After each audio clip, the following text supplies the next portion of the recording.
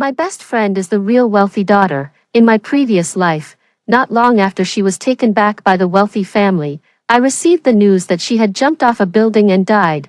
In addition, $200,000 was added to my account, along with a message: Nina, I'm gone, see you in the next life. I really wish I had never returned to the Lincoln family. I deeply regretted it. When I opened my eyes again, I found myself back 15 years ago, on the day I first met Sarah.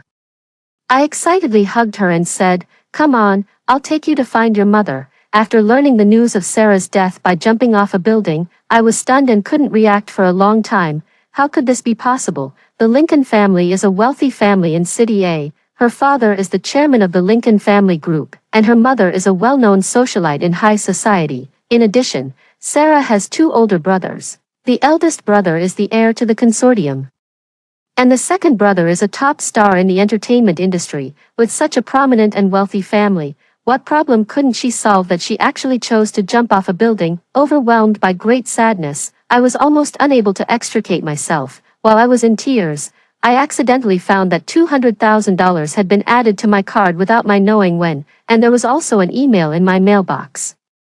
Only then did I know that Sarah's life in the Lincoln family was far from as carefree as I had imagined. Just like in the novels, on the day she returned to the Lincoln family, she found that there was a fake wealthy daughter in the family. The fake wealthy daughter is beautiful, can play the piano, can paint, and is very talented. Her parents and two brothers doted on the fake wealthy daughter, leaving little for her. Originally, she thought of getting along harmoniously with the fake wealthy daughter, but the other party simply ignored her. Every time something unexpected happened, her parents always stood unconditionally on the side of the fake wealthy daughter. Sarah felt that she was completely redundant in that family. She told her parents that she wanted to move out, but before moving out, something happened. Something that made her feel incredible and extremely painful. In the end, Sarah chose to commit suicide by jumping off a building to end her life. Nina, I really regret it. If I had known this would happen, I wouldn't have come to the Lincoln family. The days I spent with you in the Welfare Institute were the happiest days of my life. I deeply regretted it. I hated myself for not seeing the email earlier. Maybe I could have given her a hand.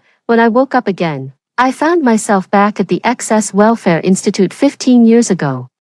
A dirty girl of about my age stood in front of me. It was Sarah, who was only 8 years old. I instinctively looked at myself. My arms and legs were small, and even my hands were tiny. I had actually traveled back 15 years to the day I first met Sarah. I was extremely excited and ran over to hug her. "Sarah, it's so great. I finally see you again." The other party raised her dirty little face, her eyes clear, and said in a babyish voice, "Do you know me?"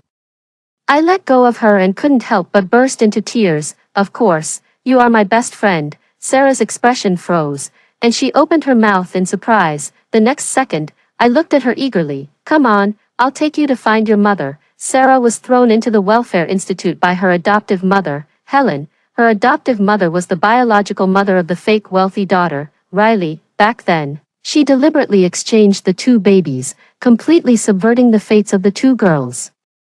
In my previous life, Sarah wasn't found by the Lincoln family until she was 22 years old, having lived in the orphanage all her life. Sarah, with a timid personality, formed a sharp contrast with Riley, who grew up being the center of attention and living a luxurious life in the Lincoln family. The scales in the hearts of the Lincoln family members quickly tilted. They unconsciously protected the fake wealthy daughter in every way and ignored their own biological daughter.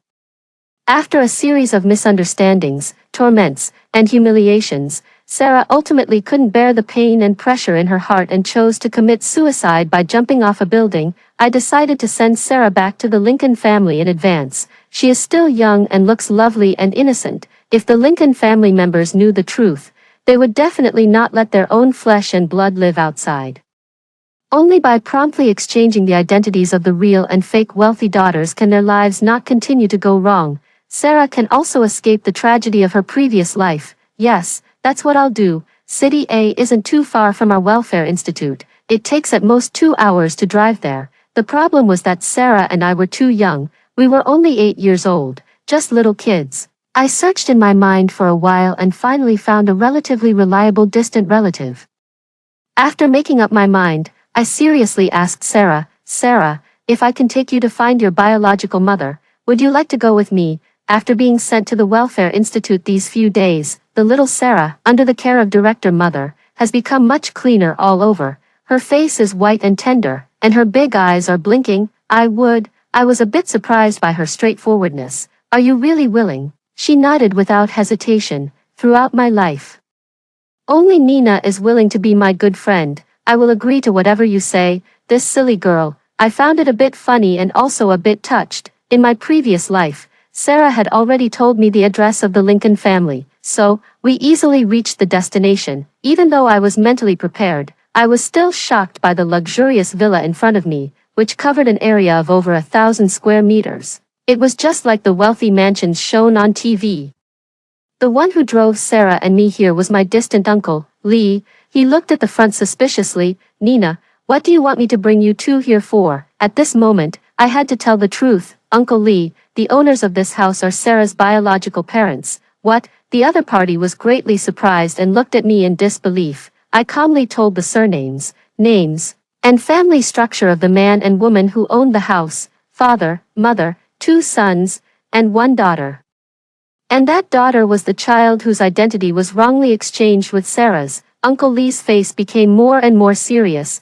Finally, he seriously asked me how I knew all this. I told a lie, saying that when Sarah's adoptive mother threw her into the orphanage that day, she mumbled to herself for a long time, and I accidentally heard it and remembered it. After considering for a moment, Uncle Lee decided to take us to knock on the door of the villa. The following things went smoothly. Under the repeated questioning of the Lincoln chairman and Mrs. Lincoln, I clearly stated the lines I had prepared in advance. Although I was still young, I answered the questions in an orderly manner and with valid reasons. That night, the Lincoln family arranged for a paternity test. A week later, the truth came out. The fake wealthy daughter, Riley, was a bit flustered. She obviously knew what had happened and held Mrs. Lincoln's hand without leaving her side for a moment. Vincent, the eldest son of the Lincoln family, was 12 years old. Mandy, the second child of the Lincoln family, was 10 years old. They looked at Sarah with complex expressions. Sarah, from today on, you and Riley are biological sisters. You should get along harmoniously. Understand? Mrs. Lincoln held Riley's hand and said gently to Sarah. I was taken aback. Why, even though I sent Sarah back so much in advance, Mrs. Lincoln still couldn't bear to part with Riley, who she had raised for 8 years. Didn't they say that blood is thicker than water? Vincent and Mandy both looked at Sarah simultaneously. It seemed that this was the result of the family's discussion. Sarah looked at her mother calmly and said something that surprised everyone. Mom, in that case, can you adopt one more child? I want Nina to stay in this family too. In an instant, everyone's eyes were focused on me. I was a bit stunned. What was going on? Why did Sarah say that all of a sudden? Mrs. Lincoln looked at me in surprise, with a hint of thought in her eyes. She probably thought that I had instigated Sarah to say that. Heaven and earth can bear witness, it really wasn't me. Could it be that Sarah had also regained the memories of her previous life? Aunt Lincoln, just when I didn't know how to explain, Mrs. Lincoln spoke first. Sarah, if you can't bear to part with your good friend, I can often take you to visit her during holidays, or ask the driver, David, to pick her up and bring her to our house, but there's no need to.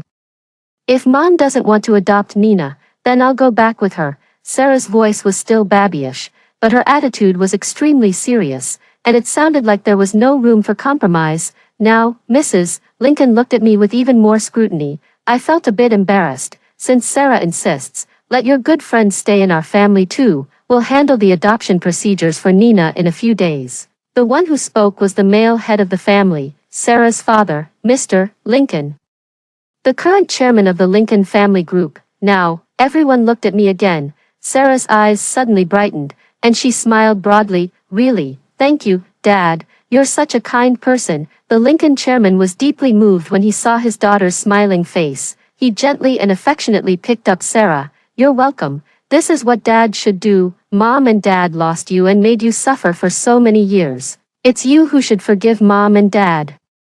The father and daughter hugged each other tightly. The living room was filled with warmth. Just like that, in a rather inexplicable situation, I became a member of the Lincoln family. A few days later, I was officially renamed Nina Lincoln. Sarah was also renamed Sarah Lincoln. the Lincoln family suddenly had 2 more children. With the original 3, there were a total of 5 children. It was quite a large family. Vincent, Mandy, and Riley obviously weren't used to the sudden intrusion of me and Sarah, the uninvited guests, especially Riley. Before this, she was almost the apple of the family's eye. The Lincoln couple regarded her as the apple of their eye, and her 2 older brothers doted on her like a princess. But now, all the favoritism had to be divided in half. Mrs. Lincoln tried her best to be fair and showed the same concern for Sarah and Riley. Mr. Lincoln, however, obviously favored Sarah more. Perhaps men's emotions are more rational. After all, she is his own biological daughter. Riley seemed a bit disappointed about this. She began to intentionally or unintentionally compete for favor with Sarah. Although she was only 8 years old, she already exuded a strong aura of a green tea girl. Whenever Mr. Lincoln spent father-daughter time with Sarah, she would run up to Mr. Lincoln and smile sweetly at him. "Dad, I've learned a new piece of music recently. Would you like to listen to it?" When Mrs. Lincoln chatted with Sarah and asked about her previous life, Riley would also appear in front of them. "Mom, there's a dance move I can't learn. Can you teach me?" Even when Vincent or Mandy occasionally talked to their biological sister, she would butt in. "Brother, didn't you say you would play Go with me after school? Why are you chatting with Sarah? You're not keeping your word." "Humph, I'm ignoring you." I finally understood why Sarah was bullied so much by Riley in her previous life.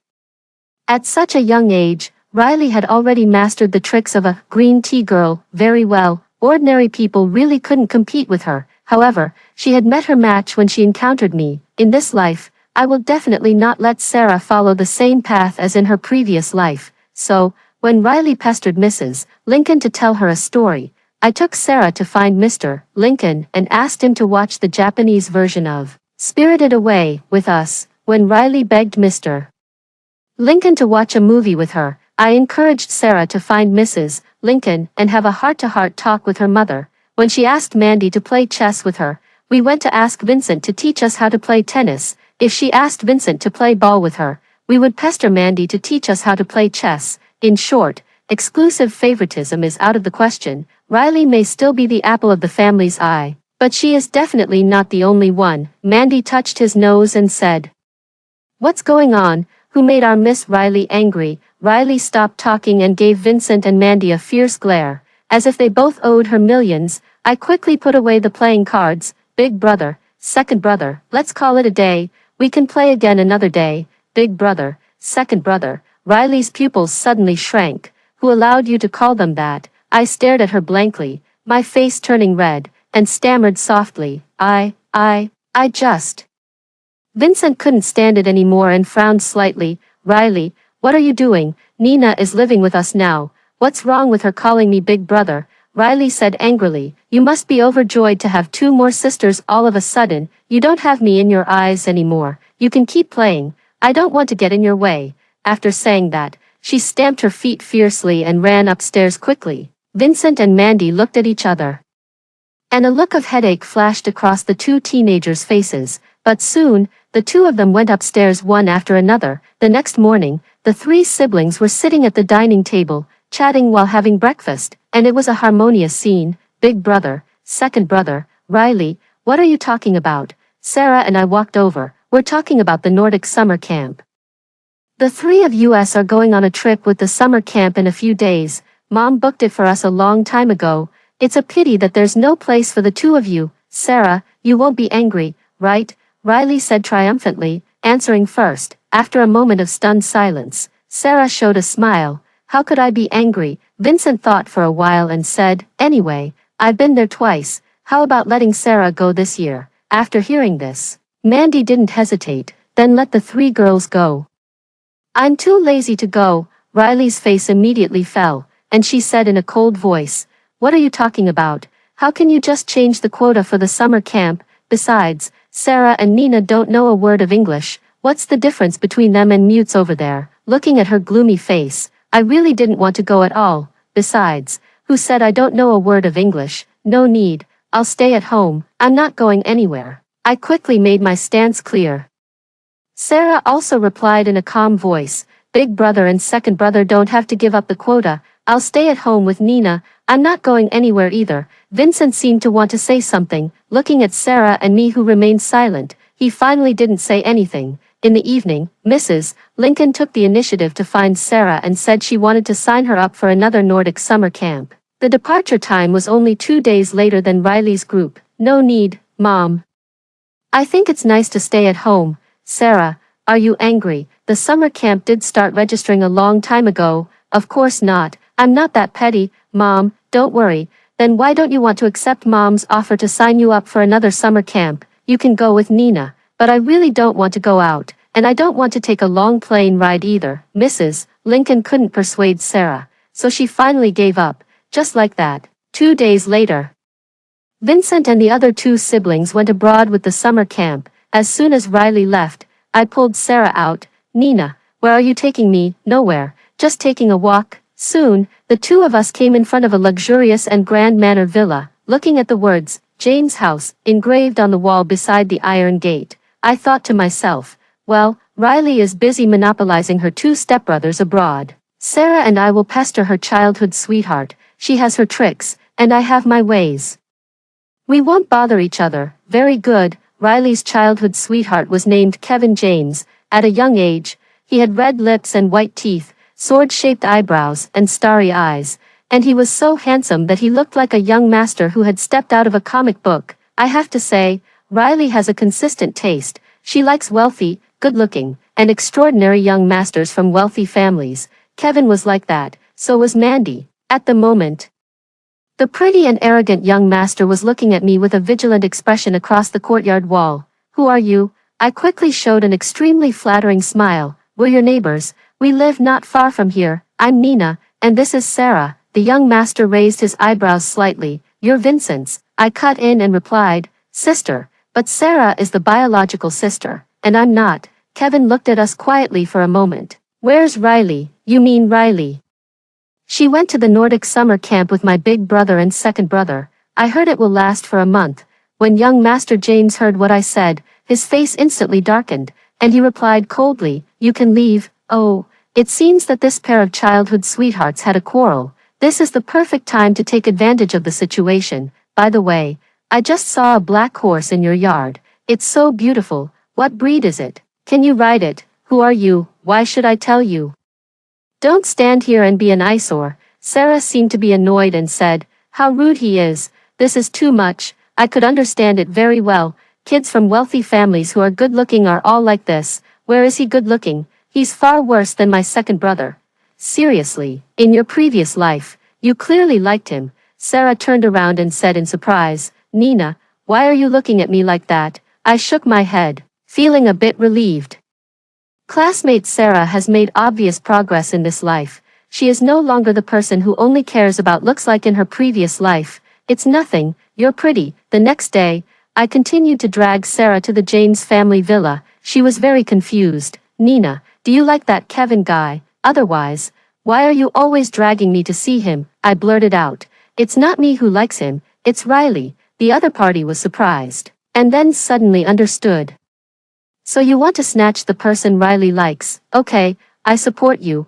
It's not that I want to snatch him, we should snatch him for you. What do you mean? I didn't know how to explain it to her, so I just cut to the chase. If nothing unexpected happens, the Lincoln family and the James family will have an arranged marriage in the future. Kevin is so handsome and his family is so wealthy. It would be a pity if Riley steals him away. Besides, you are the real daughter of the Lincoln family. The person you should marry in an arranged marriage is Kevin.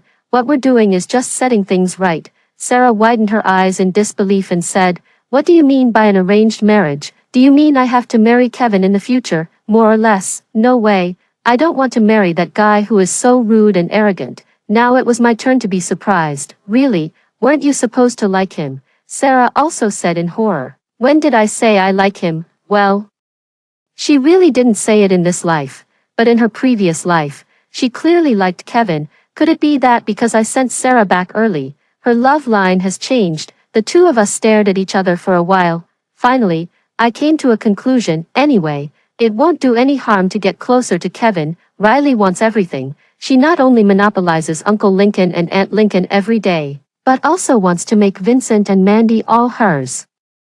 So we should snatch her childhood sweetheart to catch her off guard. Sarah, what do you think? Sarah looked at me and nodded firmly. Although I don't quite understand, I think what you said makes sense. What are you going to do? Of course, we should get along well with Kevin during the time Riley is away and try to become his good friend. Okay, I'll leave this difficult task to you. Anyway, I can't do it. No matter how much I tried to persuade her, Sarah wouldn't listen, in this life. She seems to really hate Kevin. It's so strange. What went wrong? Since she was so determined, I had to give up. Just as I was about to go back, Sarah stopped me. Wait, Nina, didn't you say you would take on this task? I let out a surprised, give it to me. Why, didn't you say it won't do any harm to get closer to Kevin? And Riley is really too much. She often monopolizes my dad and mom and won't let my big brother and second brother talk to me. So why can't we snatch the person she likes? But it's you who should snatch him. What's the use of me doing it? After all, in the future, why is it useless? I think you're prettier than Riley. You can definitely snatch him away. Hee, really? It's settled then. Nina, you stay here. I'm leaving. Wait, Sarah, hey, are you really leaving? Come on, bye. I felt like I had shot myself in the foot. Sigh. I should have never come up with this idea, with Kevin's personality. He clearly isn't easy to deal with. I originally thought that if Sarah liked him, I would find a way to help her. But now that the leading lady has run away, what am I doing here? While I was lost in thought, an unpleasant and arrogant voice sounded behind me. Why are you here again? I told you to leave yesterday. With that annoying tone, it could only be him. I turned around and showed a bright and cheerful smile. You told me to leave yesterday, but you didn't tell me to leave today.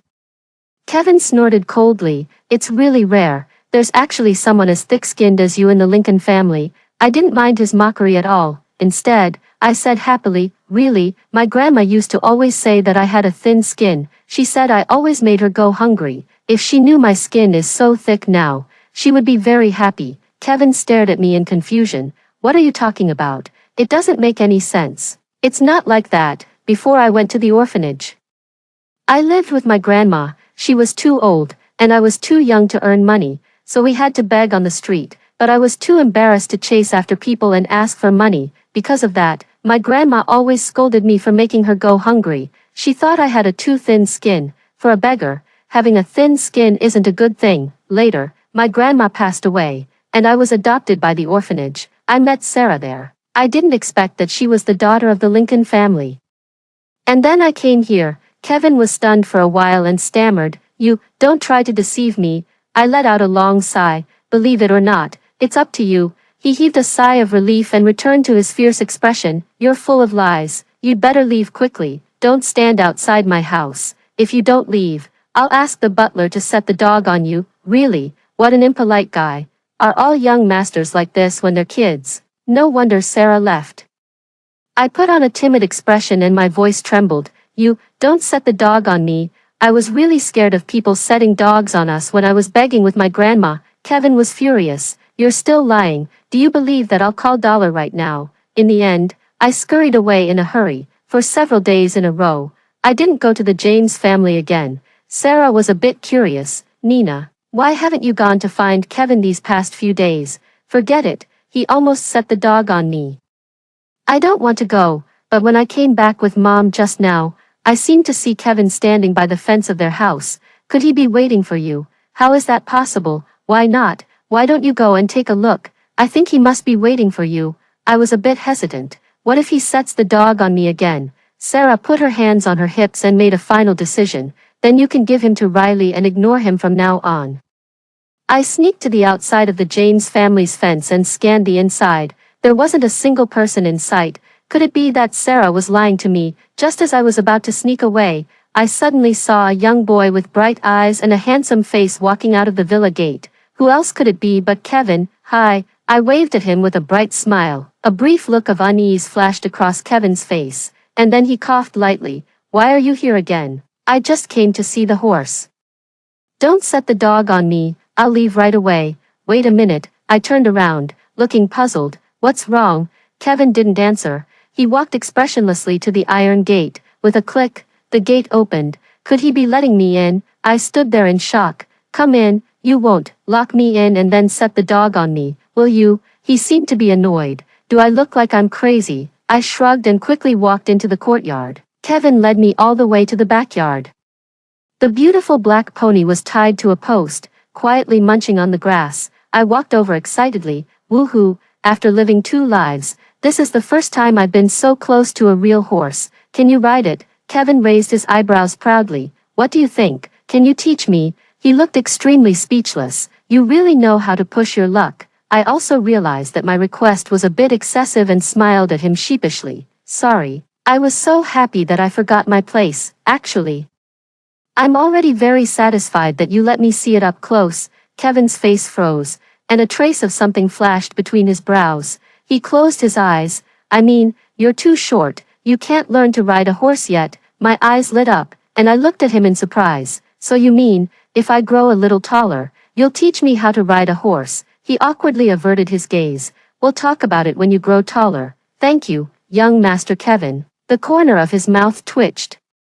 What did you call me, young Master Kevin? Change it. I don't want to hear such a strange name. I thought hard for a while, then tentatively said, well, how about I call you Kevin, as you like? I gave him a sweet smile. Just as I was about to say something, suddenly there was a woof woof sound. I was so scared that my soul almost left my body. My face turned pale, and I quickly jumped up and hid behind him, clutching his arm tightly. Kevin frowned. What are you afraid of?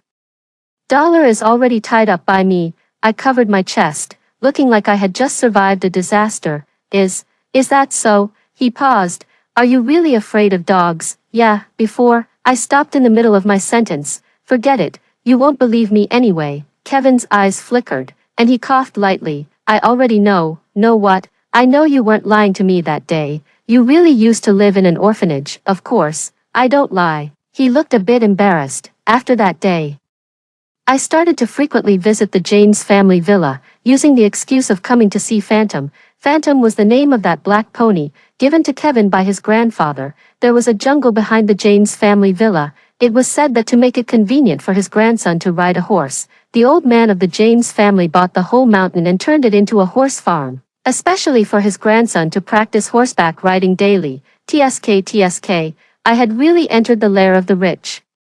Kevin was young, but he was excellent at horseback riding. At first, I desperately flattered him just to make Kevin happy. It was until I later saw his back as he galloped on the horse, looking valiant and heroic, that I was instantly captivated by him. Emma.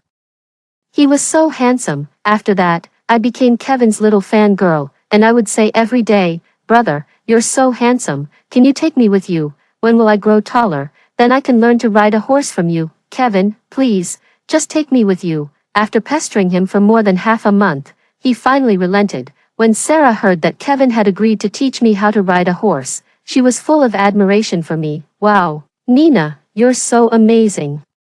My dad said that Kevin has a really strange and arrogant personality, especially with that Phantom. He would get angry if anyone else touched it. How on earth did you manage to make him teach you how to ride a horse? I was puzzled. Is he really that strange? He seems okay to me. Yeah, Dad said that my second brother accidentally bumped into that horse before, and Kevin almost had a fight with him. That's why I'm so curious about how you did it. It's nothing much. I briefly told her about how I had deceived Kevin. After hearing this, Sarah widened her eyes. You actually told him you were afraid of dogs, before, when a kid in the alley of the orphanage bullied me and he set the dog on us. I saw that you were fiercer than that dog. And when did you go begging on the street with your grandma? Weren't you thrown at the door of the orphanage right after you were born? I blinked. Yeah, so I was lying to him. Sarah looked at me in amazement. You're really something. Soon, Vincent and the other 2 siblings finally came back from the summer camp. Riley was overjoyed. She kept pulling Mrs. Lincoln and chatting about all the interesting things on the trip. The whole living room was filled with her hearty and cheerful laughter. Vincent brought me a gift, a DIY small house that needed to be built by myself. Just as I was about to thank him, Riley came over and said enthusiastically, Nina, do you like this gift? I helped Big Brother pick it. We spent a long time choosing it in the mall, and the gift that second brother bought was also chosen by me. I hope you like it. Oh, I can't say too much, or you won't have any surprises later. I smiled sincerely. Really, thank you. I like it very much. Seeing me smiling so brightly, she lost the desire to continue talking. she gave me a perfunctory smile and went to talk to Mrs. Lincoln again. When going upstairs, I heard Riley asking Butler Bob, "Uncle Bob, has Kevin come to look for me these days?" "Kevin, no. Is that so? Is he still angry?" "It's always like this. I want to see how long he can hold out." In the afternoon, I went to the back mountain of the James family villa as usual. The equestrian teacher was already waiting for me. However, I didn't see Kevin. I didn't know where he had gone. Recently, I had been learning how to sit and stand on a horse. Before each session, I would play with Phantom for a while, like feeding it a carrot and talking to it gently. Anyway, it was to build a relationship with it. After all the preparations were done, with the help of the equestrian teacher, I got on the horse. Just as I took a few steps, a familiar voice came. "Kevin, look what I brought for you." It was Riley. I looked up and just met her gaze. When Riley saw me, a look of confusion flashed across her face. Then she was stunned. Finally, she was enraged. She threw the gift in her hand, and her face suddenly changed. She rushed towards me furiously. "Nina, you're crazy. How dare you ride Phantom? Who gave you the guts?" My heart skipped a beat. I was worried that her excessive behavior would startle the horse. Fortunately, the equestrian teacher was quick and helped me down. Riley rushed over and raised her hand as if she was going to slap me, but I grabbed her wrist in advance. "What are you doing?" "What am I doing? I should be asking you what you're doing. Do you know whose horse this is?" "Of course I know. It's Kevin's horse." Riley's eyes were as cold as stars, and she sneered. "You know it's Kevin's horse. Who gave you the audacity to touch it? The equestrian teacher is here. You tell me who gave me the courage." Riley instinctively looked to the side, her eyes full of shock. She stared at me blankly, then looked at the equestrian teacher and shook her head in a daze. "No, it's impossible. How could Kevin agree?" "Nina, what did you do behind my back?" I said in a surprised tone. "Riley, why would you say that? Mister, Kevin and I are good friends. What's the big deal if he lent me his horse to ride?" "Good friends." She was like hearing a ridiculous joke, and she didn't hide her disdain. "Nina, you're an orphan that everyone hates. How could Kevin be friends with you?" Riley's contemptuous and sarcastic tone made me wonder if she had been reborn too. If a little girl was so snobbish, scheming, and had ulterior motives by nature, then I wasn't surprised at all that Sarah had been fooled by her in her previous life and was finally framed to the point of committing suicide. Just then, the equestrian teacher's phone rang. He helplessly tried to persuade Riley and me a few words, telling us to talk nicely and not quarrel, and then went to answer the phone under the shade of the tree.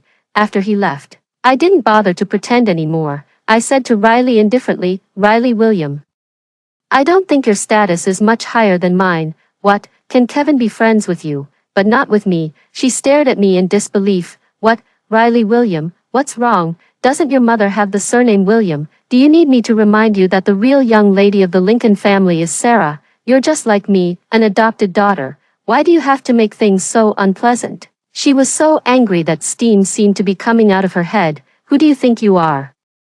How dare you compare yourself to me? I was born and raised in the Lincoln family. Except for not being the biological child of Mom and Dad, what can you compare with me? Vincent and Mandy are all mine, and Kevin, you'd better stay away from him. Don't even touch a single hair of his, or I'll make you look bad." I laughed out loud. "You were born and raised in the Lincoln family because your mother is a thief, Mrs. Lincoln, and Uncle Lincoln didn't throw you into the orphanage only because they thought you were pitiful. Do you really think of yourself as a young lady? I advise you to see your own status clearly. Don't blindly compete for favor. Vincent and Mandy aren't just yours, they're Sarah's biological brothers. As for Kevin, he's the young master of the James family group and also my good friend. Only a fool would stay away from him." Riley's face twisted, and madness burned in her cold pupils. "Nina, I'll fight you." As soon as she finished speaking, she grabbed my hair and pulled it hard. A searing pain shot through my scalp, but I wasn't flustered at all. Which orphanage kid didn't know how to fight? "Riley, you brought this upon yourself. I've wanted to settle the score with you since my previous life." Taking advantage of her not being prepared, I reached out and scratched her face. The two of us quickly got into a fight. I had been in fights since I was a child and knew the essence of fighting. I knew how to seek advantages and avoid disadvantages and minimize the possibility of getting hurt. Riley was different. She had been pampered and spoiled in the Lincoln family since she was a child. She had little practical experience in fighting. When she fought, She made a lot of noise but didn't do much. She could only scream and didn't know what else to do. The commotion between us soon attracted others. The equestrian teacher pulled us apart and looked at us in surprise. "What's going on? Why are you fighting?" Riley's hair was disheveled, and she shouted excitedly, "Let me go, let me go, Miss Riley, there's blood on your face." Her voice stopped abruptly. Riley tremblingly touched her cheek, and her face turned pale. "My face? Nina, you scratched my face. I'm going to tell Mom." I was a bit speechless. It was always like this. These kids always went to find the adults when they couldn't win the fight. It was really annoying. Do they think we orphans have no adults to back us up? I didn't start the fight. Is there no sense of fair play? When Kevin came back, I was sitting under a big tree crying silently. He frowned and asked me, "What's going on?" "I heard you had a fight with Riley." I sobbed softly and shook my head. "I didn't mean to." She grabbed my hair and asked me who gave me the guts to ride Phantom. I only fought back because I was angry. Kevin was silent for a while, and then he said, "It's getting dark." I hugged my legs, looked around blankly, and tears streamed down my face again. "Mrs. Lincoln has always disliked me. She will definitely throw me back to the orphanage this time." His tone rose slightly. "It's not your fault. Why would she throw you back to the orphanage?" I smiled bitterly, wiped my tears with my hand, and stood up pretending to be strong. "Thank you, Kevin. You're the first good friend I've made since I came out of the orphanage. I probably won't have the chance to see you again in the future. I'll always remember you." I had just taken 2 steps. "Wait." Kevin stopped me and looked at me seriously. "I'll take you back." When we got back to the Lincoln family, Riley was pulling Mrs. Lincoln and crying heartbrokenly. When she saw me come in, she performed even more exaggeratedly and almost fainted from crying. "Nina, what exactly happened?" Mrs. Lincoln looked at me sternly, her voice cold. "Mom, Nina Sarah quickly chimed in to defend me. "Let her speak for herself, Aunt Lincoln." As soon as Kevin walked in, everyone's eyes were focused on him. Riley's crying subsided a bit. "Kevin, it's so late. Why are you here?" Mrs. Lincoln looked surprised. "Auntie, I specially brought Nina back." "Please don't blame her anymore." Riley opened her mouth in disbelief and stared at him. She asked sharply, "What did you say?" "You specially brought her back." "Riley, can you stop being so reckless next time?" "I let Nina ride Phantom." "Why did you hit her?" Riley's whole body trembled, and tears welled up in her eyes. "What do you mean I hit her?" "She clearly hit me. She scratched my face like this. Can't you see?" Kevin said coldly. "You scratched her too, and you were the one who started the fight." The other party shrieked. "When did I scratch her?" Kevin's face turned even more unpleasant. He turned his head and motioned for me to pull down my collar. I hesitated. "Nina, what are you afraid of?" Hearing this, I had to pull down my collar. Fresh scratches with bloodstains on my neck were revealed. Riley was stunned for a moment, and then she roared like a mad person. "I didn't do it." "If you didn't do it, did Nina scratch herself?" "I said I didn't do it." "Kevin, what do you mean? Do you believe her instead of me?" "I only believe the truth." I sighed in my heart. No wonder Riley was so agitated. It really wasn't her who did it. I had scratched myself on purpose. She used Mrs. Lincoln to support her. Why can't I use Kevin to speak for me? Riley was obviously stunned by my shameless trick. She was so angry that she stomped her feet. "Kevin, you're an idiot, a pig head, a fool. Get out of my house. Get out right now and never come back." Kevin, who was always haughty and elegant, had never been scolded like this. His expression instantly darkened. "Fine. I won't come. Do you think I really want to come to your house?" After saying that, he turned around and left. Oops, you two are childhood sweethearts. Don't make your relationship so tense because of a small matter. Otherwise, it's easy for others to take advantage of the situation. I chased after Kevin and tried to stop him. He was still angry and unceremoniously shook off my hand. I could only follow him, but I didn't dare to pull him again. We walked a few hundred meters one after the other. Suddenly, Kevin turned around, his tone very impatient. "What are you following me for?" I looked at him uneasily, my voice full of guilt. "I'm sorry, it's all because of me that Riley got so angry. Otherwise, I'll apologize to her for you, or, I'll go back and explain to her. It has nothing to do with you. She has a bad temper anyway." Of course, I was just saying that. Who would actually apologize to her? "Go back quickly. If Mrs. Lincoln wants to send you back to the orphanage, you can come to my house." Kevin said solemnly. He was really a kind-hearted young master who was innocent of the ways of the world. I showed an innocent expression. Really, I can do the laundry, mop the floor, and cook. In short, I can do everything. I really don't want to go back to the orphanage. He curled his lips in disgust. Who wants you to do those things? Well, they really didn't need me to do those things in his family. It was getting darker and darker. After saying goodbye to Kevin, I walked back quietly. The first fight with Riley finally came to an end. It was neither a loss nor a win. After all, I had scratched myself. She suffered a big loss from me today. She definitely wouldn't give me a good face in the future. The real battle might just be starting. Soon, the autumn semester's opening day arrived. Sarah, Riley, and I are all the same age and in the second grade. Vincent is in the 6th grade and Mandy is in the 4th grade.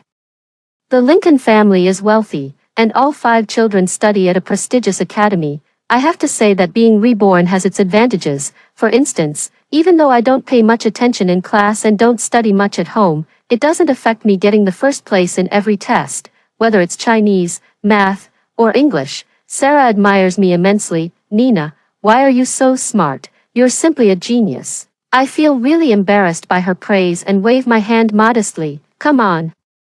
It's really nothing. It's just luck. Every time Riley sees me getting a perfect score in the test, she has a dark expression on her face, and the resentment all over her body could scare a ghost. Of course, she also has something to be proud of. She started learning the piano at 4 years old and the cello at 6. In painting and ballet, in any of these aspects, she can outshine Sarah and me. However, with the Lincoln family being so wealthy, how could they overlook the cultivation of their biological daughter's interests? Soon, Sarah also started taking various training courses. She was extremely busy every day after school and had no free time on weekends. Perhaps she thought it was boring to attend classes alone. At first, Sarah always dragged me to accompany her. Later, I really couldn't keep up with the diverse courses, so I chose to practice the cello. Judging from the situation, the Lincoln family definitely wants to cultivate their daughter into a young lady who is excellent in everything like playing the piano, chess, painting, etc., so that she can have an arranged marriage in the future. I won't join in on that. Time passed quickly, and in the blink of an eye, 10 years had passed. At that time, I had already entered my senior year of high school. Vincent had gone abroad to study at university, although Mandy was studying in the country. The first drama he starred in became a huge hit. He was promoted to a top star in the entertainment industry overnight. He was extremely busy with his schoolwork, filming, and various announcements, and he often didn't go home for months. As for Sarah and Riley, like me, they were also senior year students. On the weekend, I was startled when Mandy, fully dressed in disguise, appeared at home. Second brother. Riley's extremely excited voice sounded behind me. The next second, she jumped up and hung tightly around his neck. Woo-woo, you're finally back. Where's the gift? Where's the gift? Mandy struggled to remove Riley's hands, took off his sunglasses and hat, and looked a bit speechless. How old are you? Can't you be more reserved as a girl? Why should I be reserved? I just like hugging you. I don't care. I want the gift. It's in the suitcase. Go and get it yourself. Yeah. My brother is the best. Riley didn't hesitate to give him a kiss on the face, but Mandy quickly pushed her away. Get lost. She pouted unhappily. You're so stingy. I watched all this quietly. It turned out that Riley already had different feelings for Mandy at this time. I'm sure that in her previous life, she must have known that she wasn't the biological daughter of the Lincoln family a long time ago. Nina, this is for you. Mandy walked over and handed me a delicate small box. It was a Patek Philippe women's wristwatch. He has always been generous. I smiled and took it. Thank you, second brother. Why does she get a watch? But I get a bracelet. Riley's indignant voice came. Mandy didn't indulge her and retorted directly. This is a gift for the top student in the grade. Do you have any objections? What's so great about being the top student in the grade? It's not a big deal. Otherwise, why don't you also get the top score and show it to me? Riley gave me a fierce glare. After getting her gift, she coquettishly leaned in again. Second brother, let's go out for dinner tonight. A few of my classmates want to meet you.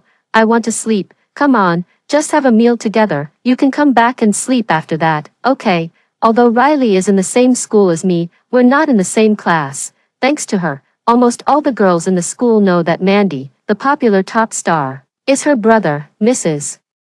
Lincoln clearly told us not to spread the word about Mandy's identity everywhere, but she just pretended not to hear it. She is vain, arrogant, and overly coquettish. Is this how she became the darling of the Lincoln family in her previous life? Sure enough, coquettish women have the best luck. Mandy shook his head and turned to ask me, "Where's Sarah? She seems to be out running. Give her the gift. I'm so sleepy. I'm going to catch up on my sleep first." Okay, after Mandy went upstairs, Riley didn't bother to pay attention to me and opened her phone to take pictures of the gift and post them on Moments. She couldn't wait to show off the fact that Mandy was home. In the evening, I don't know what method Riley used, but she actually managed to drag Mandy out for dinner. Judging from the background, it should be a private restaurant. Only Mandy's profile was shown, under the bright yellow light. His profile, as if outlined with charcoal, was profound, handsome, and flawless. The comments below immediately exploded. "Ah, it's Mandy, please tell me the address. I want to run into my brother, little angel Riley, please let me meet my brother. I'm willing to offer everything I have. Woo woo, I'm willing to be a servant for the young lady. I just want to take a photo with my brother." Riley has always liked to hear such flattering words, so she didn't hesitate to blatantly post Mandy's photo on Moments. I calmly liked her post, then secretly took a photo of the person next to me and also posted it on Moments. "What are you doing?" Kevin raised his noble and aloof face and asked me. "Nothing." I turned off my phone and showed a bright smile like a flower. "Is it ready? I'm so hungry." "If you're hungry, why don't you grill it yourself?" "Do I have to do it?" Okay, I'll do it. You've worked hard, young master. Please take a rest over there. I'll bring it to you right away." Sure enough, just 3 minutes after the photo was posted, Riley lost her temper. The phone rang urgently. "Are you with Kevin?" I turned the chicken wings over and replied indifferently, "Yeah, what's up?" The other party snorted heavily and immediately hung up. "If I'm not mistaken, Riley will come charging over here in less than half an hour. She's still the same as when we were kids. She only has these few tricks. I'm quite happy to play with her. When she arrives, I'll go back and find Mandy. It won't tire her out." More than 20 minutes later, Butler Leo ran to the backyard and reported, "Master, Miss Riley is here." Kevin calmly glanced at me and didn't respond. I sprinkled chopped scallions on the grilled eel and put it on the dining table. Instantly, the aroma filled the air. After finishing, I took off my gloves and tentatively asked, "It's getting late. How about I go back?" Kevin looked up from his phone screen, and his voice showed no emotion. "Is it fun, Nina? Ha." I didn't understand for a moment. Go back and find Mandy, then take photos and post them on Moments to make Riley furious. "You've been playing this game since we were kids. Do you think I'm a cheap person, or do you think I, Kevin, am just a part of your little game among the three of you?" How did he know? My face instantly heated up. This is really embarrassing. How can I try to explain this? "You, what are you talking about? I don't understand." Kevin stared straight at me. "Nina, you know what I hate the most." Of course I know. He hates it when people play tricks on him. But at this moment, even if I'm killed, I won't admit what I did. I can only continue to play dumb. I really don't know what you're talking about. If a moment ago, I only vaguely sensed that Kevin was angry, then at this moment, I clearly saw the anger quickly spreading in his eyes. This is bad. I seem to have done something wrong. I should have admitted it just now. I'm sleepy. You can go back, Uncle Leo. From today on, anyone from the Lincoln family who comes to the door should be sent away. I was driven out by Butler Leo. Riley was also standing outside the iron gate with me. She frowned and questioned Butler Leo. "Why won't he see me, Nina? Did you make Kevin angry?" I didn't say a word. She looked at me, dejected, and suddenly felt happy, looking triumphant. "It's really rare, Nina. You were also driven out by Kevin. I thought he really liked you. It seems we're in the same boat." After saying that, she hummed a little tune and left. Kevin ignored me for several days in a row. He didn't answer my calls and didn't reply to my WeChat messages. I was unwilling and continued to call, but he blocked me. There was nothing I could do, so I went to his place and waited. Butler Leo sighed at me. "Nina, go home. Kevin won't see you. Since we were little, Kevin has never ignored me for such a long time. It seems he's really angry this time." 2 weeks after being blocked by someone, I was feeling listless and sighing at home. Sarah walked over with a glass of juice and looked at me in surprise. "What's going on? Are you lovelorn?" I shook my head. "No," she continued. Did you quarrel with your young master? I thought about it and shook my head again. It's not a quarrel, he blocked me. She was taken aback and looped. Really, Kevin was willing to block you? Could it be he found out about your affair with another boy? I gave her a blank look. Can you talk properly? Sarah sat down beside me with the cup, looking like a confidant sister. Come on, what exactly happened? I considered it and told her the whole story in detail. Then, I looked at Sarah. Do you think I was really too much? She pondered for a moment. If I were Kevin, I'd be angry too. But why are you still playing such a childish game with Riley? You think it's childish, the truth or a white lie? Cut the crap. It is quite childish. We're all grown up. Just let her be. I wanted to say something, but Sarah sighed and looked at me seriously. Nina, I know what you're thinking. Remember when you first brought me back to the Lincoln family? Mom and Dad were still unfamiliar with me, and Big Brother and Second Brother were always siding with Riley. You always took me to play guerrilla warfare with Riley to help me win back the love of our family. When she pestered Mom to talk, you took me to find Dad. When she dragged Big Brother to play ball, you took me to play chess with Second Brother. Riley was always so angry with the two of us. But now we're all grown up. Don't worry, Riley will never be able to steal my mom and dad, nor my brothers, because I'm the biological daughter of Mom and Dad. And I'm also the biological sister of Vincent and Mandy. I looked at Sarah in front of me. She's really beautiful, with delicate and graceful features and fair skin. At first glance, she looks like a girl who was pampered and raised in a wealthy family. She's also very smart. She can play the piano, the cello, dance, and paint. She's 2 centimeters taller than me, standing at 1.72 meters with long legs. Any clothes look great on her. She has an elegant temperament, speaks gracefully, and can speak English and French. She has traveled to many countries even though she's only in her senior year of high school. There are so many boys in school who like her. If Sarah in her previous life was an ugly duckling, then in this life, she has transformed into a real swan. She's 100 or even 1,000 times better than in her previous life, and she has already become the daughter that Mrs. Lincoln and Uncle Lincoln are proud of. I smiled sincerely. Why do I feel like a daughter of mine has grown up? You're right. So, Sarah patted my shoulder. Just ignore Riley from now on. Why do you care about her? Okay, come on, don't be emo here. If you want to find Kevin, just go and find him. When she mentioned this, I sighed. Forget it, he's ignoring me. So what if he's ignoring you? You're Nina, who is resourceful and never gives up. As long as you want, Kevin will never be able to ignore you. Sarah's words reminded me, that's right.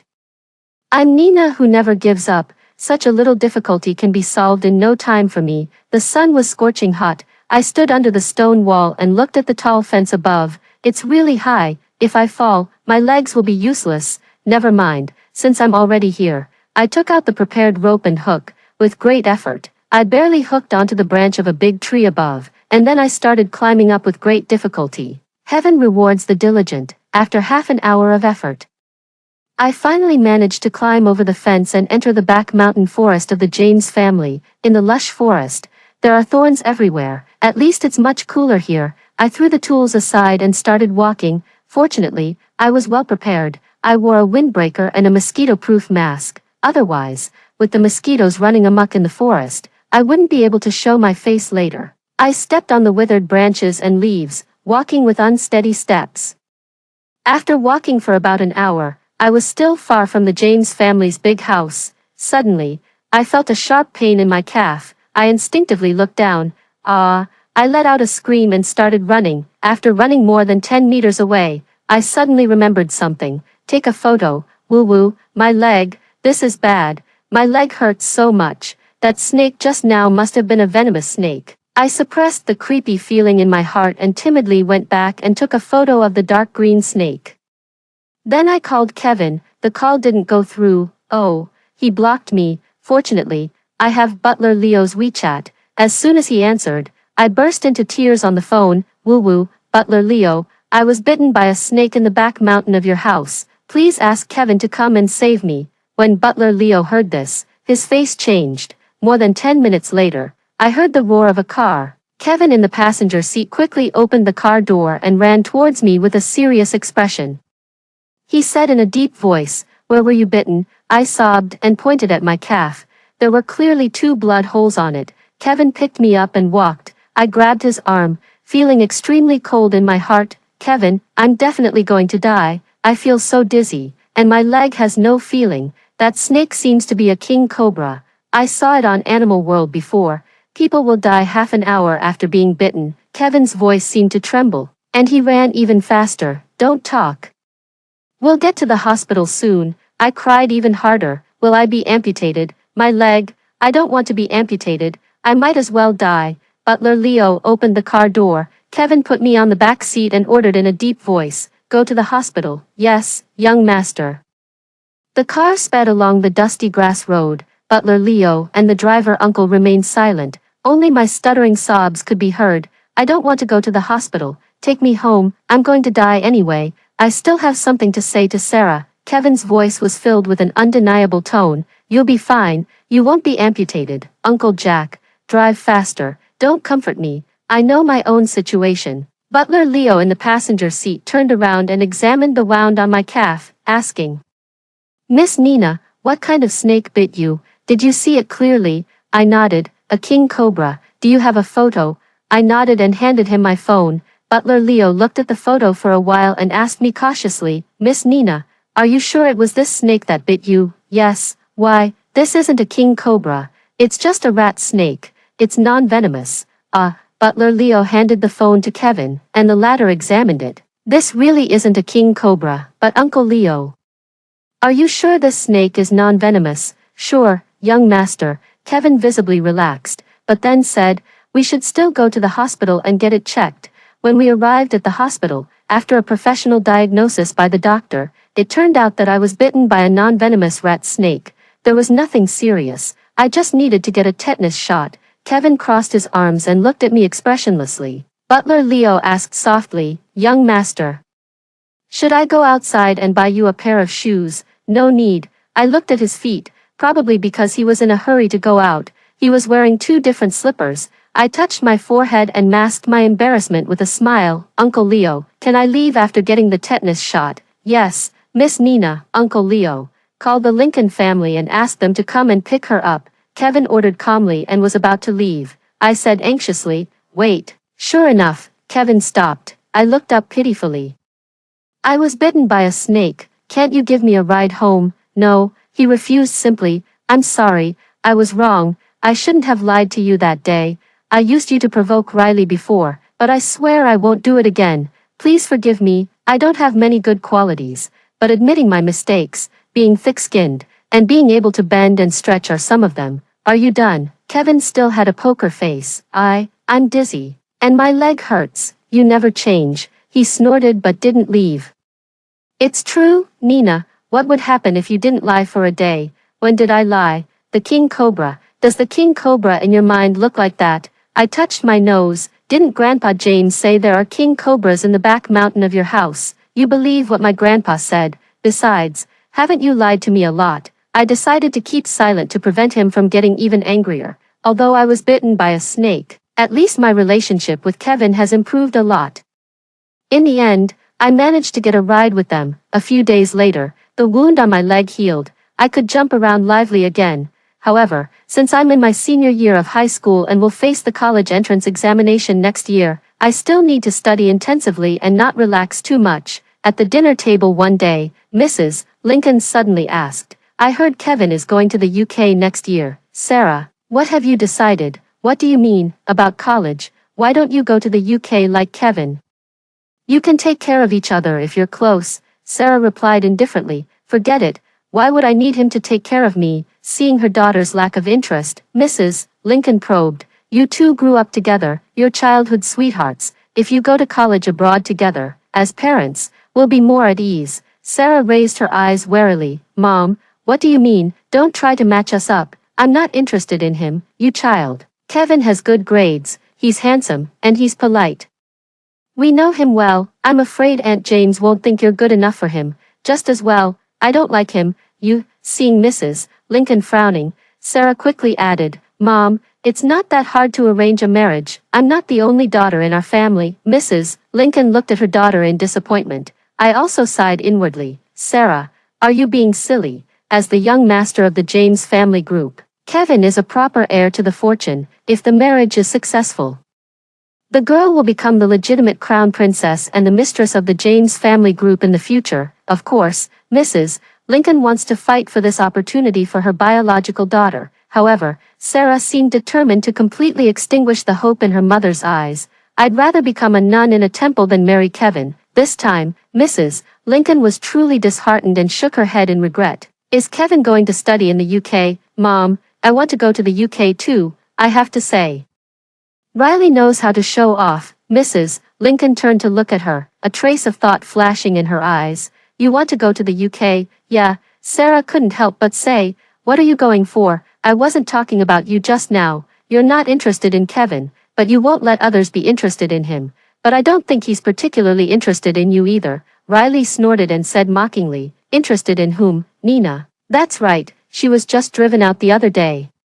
Kevin personally said, anyone from the Lincoln family who comes to the door should be sent away.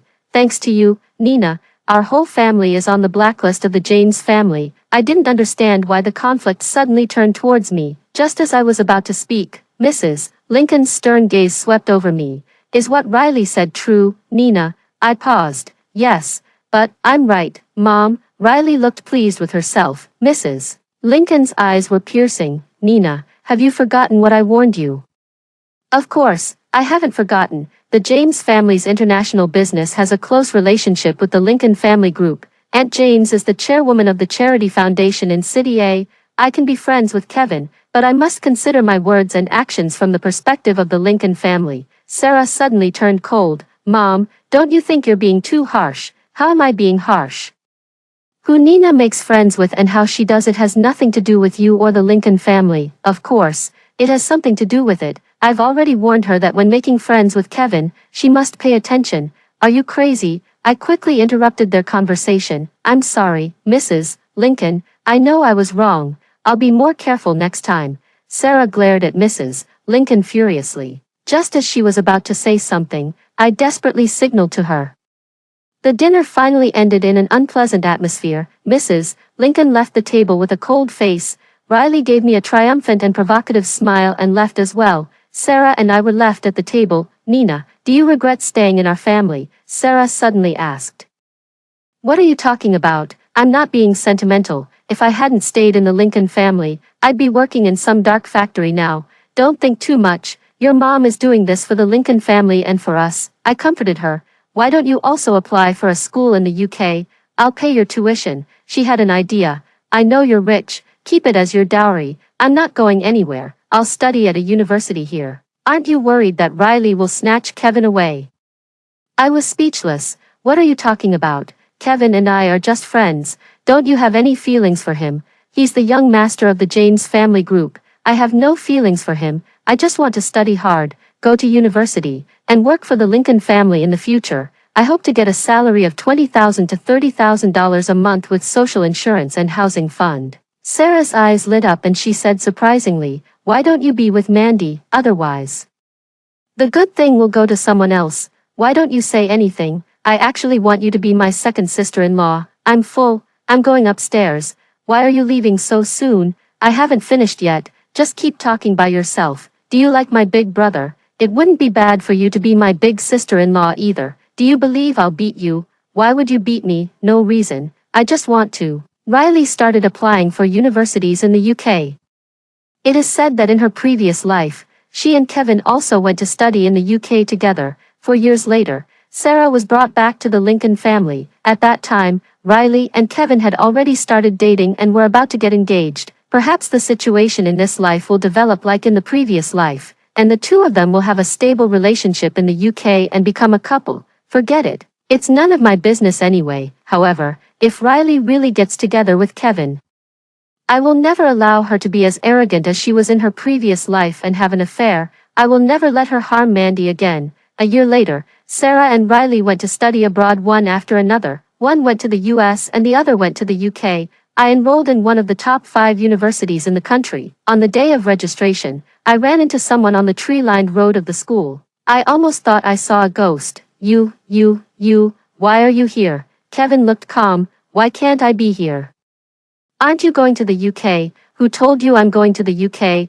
weren't you applying for schools there? My grandpa applied for me, but I didn't go, so we're alumni now. Why, you don't seem happy about it. My servile nature flared up immediately. Who said that? I'm extremely happy. Are you hungry, young master? Let's go. I'll treat you to a meal. I knew Kevin was picky about food. I was about to check online for restaurants nearby with high ratings. Unexpectedly, 5 minutes later, I saw the driver of the James family. 20 minutes later, the car drove into a quiet and heavily guarded community and stopped in front of a 3-story villa. Then, I saw the kitchen aunt and the live-in aunt of the James family. I understood what was going on. TSK. As expected of the young master of the James family, even when coming to study, he has a large entourage. I went upstairs and wandered around the second and third floors. In terms of decoration, it's not as luxurious as the old house of the James family, but it's very elegant and delicate. I went downstairs and started to have an idea.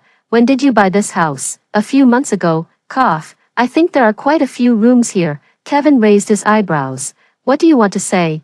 I leaned over and smiled obsequiously. I just took a look. There are a total of 5 rooms on the second and third floors. You have one. Uncle Jack has one. Aunt Linda has one. And Aunt Monica has one.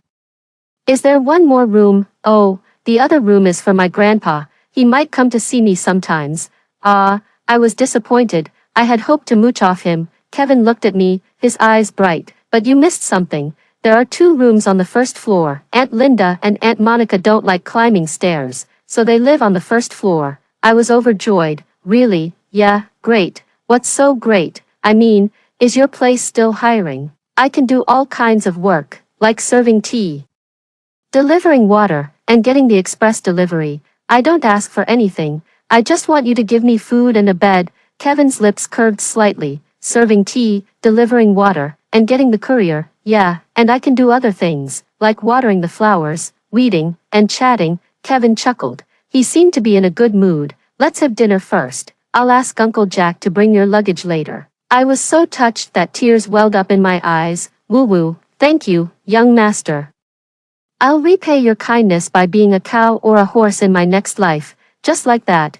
Thanks to Kevin, I didn't have to squeeze into the school dormitory. My daily life was to mooch off him, ride in his luxury car, and go to school with the young master. At night, Sarah called me. After learning about my situation, she laughed heartily. I heard Riley was almost furious. She thought Kevin was at the University of Edinburgh. After learning the truth, she called my mom and said she wanted to come back, but my mom gave her a good scolding. Well, I could imagine Riley's state of mind, but I didn't know why Kevin didn't go to study in the UK in this life. Sarah teased me on the phone. Tell me, what's it like to live with the Crown Prince? I have a suggestion. As the saying goes, the early bird catches the worm. Why don't you pretend to be sleepwalking and go into his room one day and have your way with him? Then the position of the Crown Princess will be yours for the taking. I was speechless. Thank you. Then Aunt James will definitely send killers after me and make me die a miserable death. Why, I've been eating, drinking, and living at his place. If I also sleep with her son, don't you think she'll be angry? Who knows? Maybe if you get pregnant, Aunt James will be overjoyed. This girl was getting more and more outrageous. Your suggestion is great. Don't mention it again next time. After hanging up the phone, I raised my wrist and looked at the time. It was 9:30. It was almost time to make milk for the young master. My phone rang again. It turned out to be a transfer on WeChat from Mandy. He was worried that I wouldn't get used to living in the school dormitory, so he transferred a large sum of money for renting a house. It was really a huge amount of money. It was enough for me to rent a large flat near the school and pay the rent for a year, to be honest. Mandy is really generous. When the school started, he gave me a big red envelope, and I haven't touched it yet. No need. Second brother, I'm not living in the school dormitory. I'm living outside with a classmate. 2 seconds after sending the voice message, a video call came in. I answered it. A face as fair as jade and eyes as bright as stars appeared on the screen. Second brother, I smiled widely. Who are you living with? Mandy looked serious. My classmate. Why, is it a boy or a girl? I paused. A girl, Mandy sneered. Fine, Nina, you've learned to lie. I awkwardly touched my forehead and honestly admitted, okay, it's Kevin. Aunt James bought a house for him here, since there are extra rooms. I'm living here. Why are you living with him? Move out and rent a place. Or I'll buy one for you. Is he overreacting? No, no. I think it's quite nice living here. Besides, Uncle Jack, Aunt Linda, and Aunt Monica are all living here. It's convenient for meals and such. You can hire a part-time maid. I'll transfer money to you. I didn't know what to say. But it's not fun living alone. Mandy frowned, and his cold pupils were filled with unfathomable emotions. He didn't reply immediately. Oh no, I wondered if I had made him unhappy. So I compromised. How about I try to find a house in a few days? He nodded slightly and said softly, okay, don't worry about the price. Find a bigger place with strict access control and choose a decoration style you like. Okay, I know. Just as I hung up, I heard footsteps on the stairs behind me. I turned around and saw that it was Kevin. Who were you talking to on the phone? He asked me. Oh, it was my second brother. What were you talking about? I sighed and shook my head. Nothing. I probably can't live here with you for much longer. Kevin sat down on the sofa and asked softly, why? I think he's worried that I'm causing you trouble. He wants me to find a place to live. The corner of his mouth curved into a faint smile, and his expression was lazy and casual. What should I do? Someone signed a contract. They have to serve tea, deliver the courier, water the flowers, and weed for me during the 4 years of college. It won't be easy for them to leave now, huh? I stood there, looking confused. What contract? Kevin chuckled, and his charming peach blossom eyes raised slightly, making him look like a scheming fox. Don't you remember, the day you moved in, you signed a contract? It's a community convention. Everyone living in this community has to sign it. I vaguely remembered this. The day I moved in, Kevin did ask me to sign a contract. He said it was a community convention. No way. A not-so-good thought popped into my head. How much is the liquidated damages? $500,000 a year. You can calculate it yourself. I widened my eyes. 2 million. Good math. Kevin praised. I was furious. It's like he might as well rob a bank. I suppressed my indignation and forced a smile. Don't worry. I won't move. I won't move out for the rest of my life. Rather than paying 2 million, it's better to cut a piece of my flesh. Are you sure you won't move? Kevin squinted his eyes. Sure. Let's see who can outlast whom. TSK. I thought I could get 2 million. He shook his head with a look of regret. So, the matter of finding another house was put on hold. I still lived in Kevin's big house, working as a maid. However, I was probably the laity maid in history. I wouldn't even bother answering the master's call 10 times, serving tea, delivering the courier. In my dreams, he's so scheming. He set me up like this. I'll cause trouble for the master every day and make him angry. 4 years later, as soon as I graduated, I joined the marketing department of the Lincoln Family Group. I worked from 9 to 5, diligently. The company provides lunch, 3 meat dishes and 2 vegetable dishes, social insurance, and housing fund. I have a small and a big weekend off. I'm very satisfied with this kind of life. There are some older seniors in the department who often introduce boyfriends to me. On weekends, I would dress beautifully and go on blind dates, if I liked the person. I would add them on WeChat and chat. If not, we would split the bill for the meal and go our separate ways. A few days after Sarah returned to China, when she heard that I was going on a blind date, she looked shocked. Did you break up with Kevin? I was a bit puzzled. Why would I break up with Kevin? There was a moment of silence in the air. She raised her eyes and asked slowly, don't tell me that you've been living with Kevin for 4 years. And nothing happened between you. What could happen? We're just friends. Damn it. She looked angry and couldn't believe it. Nina, are you crazy? You've been living together for 4 years. 4 years. You. Sarah suddenly became serious. Could it be that Kevin is gay? Huh? I thought for a while and shook my head. Impossible. Then are you a lesbian? You little brat. Which lesbian goes on blind dates? Meeting my dissatisfied gaze. Sarah looked regretful. God, Nina. You're really making me angry. 4 years. More than 1,000 days. Didn't you have the slightest thought of having your way with Kevin, even if you had a little bit of intention? Do you still have to go on a blind date with other men? How could I have such a hopeless sister? If it were Riley, she would have already tied the crown prince down and become the crown princess. I was busy drying my hair and didn't pay attention to her sighing beside me. I don't have time. I won't talk to you. I don't want to be late. What's the rush? I haven't finished yet. Hey, instead of spending your energy on blind dates, you should focus on Kevin. Half a month after Sarah came back, Riley also returned to China. the Lincoln family became much livelier. Vincent is working in the Lincoln family group just like me, however, he is in the president's office on the 22nd floor, and I'm in the marketing department on the 12th floor. Since last year, Mandy has become a busy man. He became the youngest actor in history with his excellent acting skills in a hardcore science fiction movie. Now, he goes home less than 5 times a year, but I often see him on TV. Sarah studied directing in college. After returning to China, she has been working on a script with a few friends. She wants her dad to invest in it and have Mandy star in it. Unfortunately, her dad's attitude is that you can rely on the family, but you can't start a business.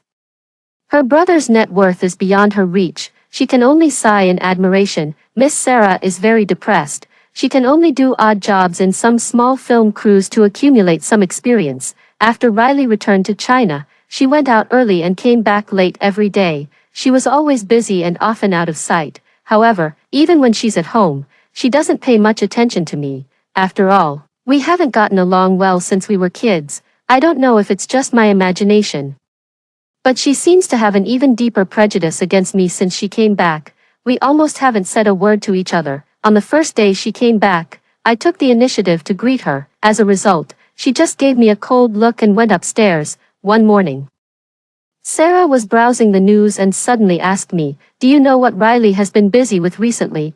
I shook my head. "What is she busy with?" She handed me her phone. "Here, take a look for yourself." I raised my eyes and saw that the news headline was eye-catching. The Crown Prince of the James family appeared at an auction and spent $30 million on jewelry for his female companion. The people in the photo were Kevin and Riley. TSK tisk, she's really persistent. She runs with the young master in the morning, has lunch with him at the company at noon, and accompanies him to the auction at night. The only thing left is to accompany him to bed. I glanced at Sarah, not understanding where things went wrong. She was such a gentle girl in her previous life. "Do you like Kevin?" "Like you, you big head. I'm just feeling sorry for you." I didn't know whether to laugh or cry. "I'm not a woman abandoned by him. Why do you feel sorry for me? After all, you two lived together for so long." "That's not living together. I was just mooching off him." Sarah sighed softly. "Just thinking about it. Once Riley gets Kevin, she'll become the crown princess of the James family group and the daughter-in-law of a multi-billion-dollar family. Just thinking about it makes my chest ache, and I can't breathe properly. It's simple. As long as you say one word to Mrs. Lincoln, Kevin will be yours." The other party was very depressed, but I don't like him. I can't sacrifice my whole life just to stop Riley's scheme from succeeding. It's really strange. The James family is so rich, and Kevin is good-looking. Why don't I have any feelings for him? It's as if I had a feud with him in my previous life. I thought for a while, in her previous life, Sarah's death was indeed related to Kevin. This is probably fate. Okay, don't think too much. Some things are destined. Even if Riley gets together with Kevin, it's probably their fate. Sarah looked at me disappointed. "You're really open-minded. That necklace cost $30 million. If I had $30 million, I wouldn't have to do odd jobs in a small film crew. People's fates are different. Maybe I should go on a blind date with a rich fool." The first Sunday in October was my birthday. Just after midnight, I received birthday wishes from Miss Sarah. Early the next morning, the birthday gift from the young lady was already at the door. It was a Hermes bag, worth more than $300,000. Sarah's style of giving gifts is a bit like her second brother's. As long as it's expensive, it's fine. I was so touched that tears welled up in my eyes. "Sarah, this bag is too precious. Since the receipt and everything are here, can I sell it for money?" The young lady's answer was just one word: "Get lost." Okay, I obediently left. Vincent's gift was simple and straightforward. He transferred money to me. When I counted the number of zeros, I was stunned. "Big brother, is this really for me?" He found it funny and said teasingly, "What, don't you like money?" It seems that Vincent knows me well. I was overjoyed. "Thank you, big brother." Good things kept happening early in the morning. I felt refreshed and happy all day. When I got off work, I received a WeChat message from my blind date. He asked if I was free and seemed to want to invite me to dinner. This guy was introduced to me by our department manager. He's 3 years older than me, works in one of the big 4 banks, is a local. 176 centimeters tall, and looks good. His parents are in the seafood business. He seemed satisfied with me, and I also liked him. We were in the stage of getting to know each other, so I quickly replied, I'm free." Just as I set the restaurant address with him, Kevin called. Unfortunately, he also invited me to dinner. I felt a bit embarrassed and said, "I'm probably not available today. How about another day? I've just made an appointment with someone." There was a moment of silence on the other end of the line, and he replied, "Okay." After having dinner with my blind date, it was almost 8 o'clock. He was very gentlemanly and offered to send me home. I didn't dare to tell him the address of the Lincoln family. I was afraid he would misunderstand, so I took the initiative to get off the car on the roadside a few hundred meters away from the community, saying that my place was in a remote area and it wasn't convenient for the car to drive in. After saying goodbye to him, I started walking back. A black Bentley drove past me. It was moving slowly and finally stopped. The car window slowly rolled down. I walked up quickly and smiled. What a coincidence. Then I opened the car door and sat in the back seat. Kevin looked at me sideways and asked, "Who sent you back just now?" "Oh, a friend." "Did you have dinner with him?" "Yeah." "Why didn't you let him send you in?" "Forget it. We're not that familiar." He paused, his gaze sweeping over me, and said coolly, "You're not familiar with him, but you had dinner with him." I paused. "He's someone I met on a blind date. We've only met twice." He insisted on sending me back, so I let him send me here. Kevin stared at me. His pupils were as black as ink, exuding a hint of coldness. Suddenly, he sneered, "Blind date, Nina, you really know how to handle things." I didn't know what I did to make him angry. Maybe it's because I didn't agree to have dinner with him. Fortunately, the car soon drove outside the Lincoln family villa. I said goodbye to Uncle Jack. Just as I was about to get out of the car, a very delicate gift box suddenly appeared in front of me. I looked at Kevin in surprise. "What's this?" The young master's tone was still not very good. "Isn't it your birthday today?" "So that's it." I finally realized that he invited me to dinner to celebrate my birthday. "Thank you." I took the gift, and my guilt deepened. "How about I treat you to dinner in a few days?" "Whatever." I opened the box and saw that it was a necklace. I've seen a lot since I lived in the Lincoln family. After all, the jewelry that Mrs. Lincoln wears usually costs over $1 million, but at this moment, I was shocked by the exquisite and gorgeous necklace in front of me. "It's so beautiful." Kevin picked up the necklace and, quite rarely, helped me put it on. I touched my chest. I didn't know if these were real diamonds or not. But at that moment, I felt like the coolest person on the street. "Don't lose it."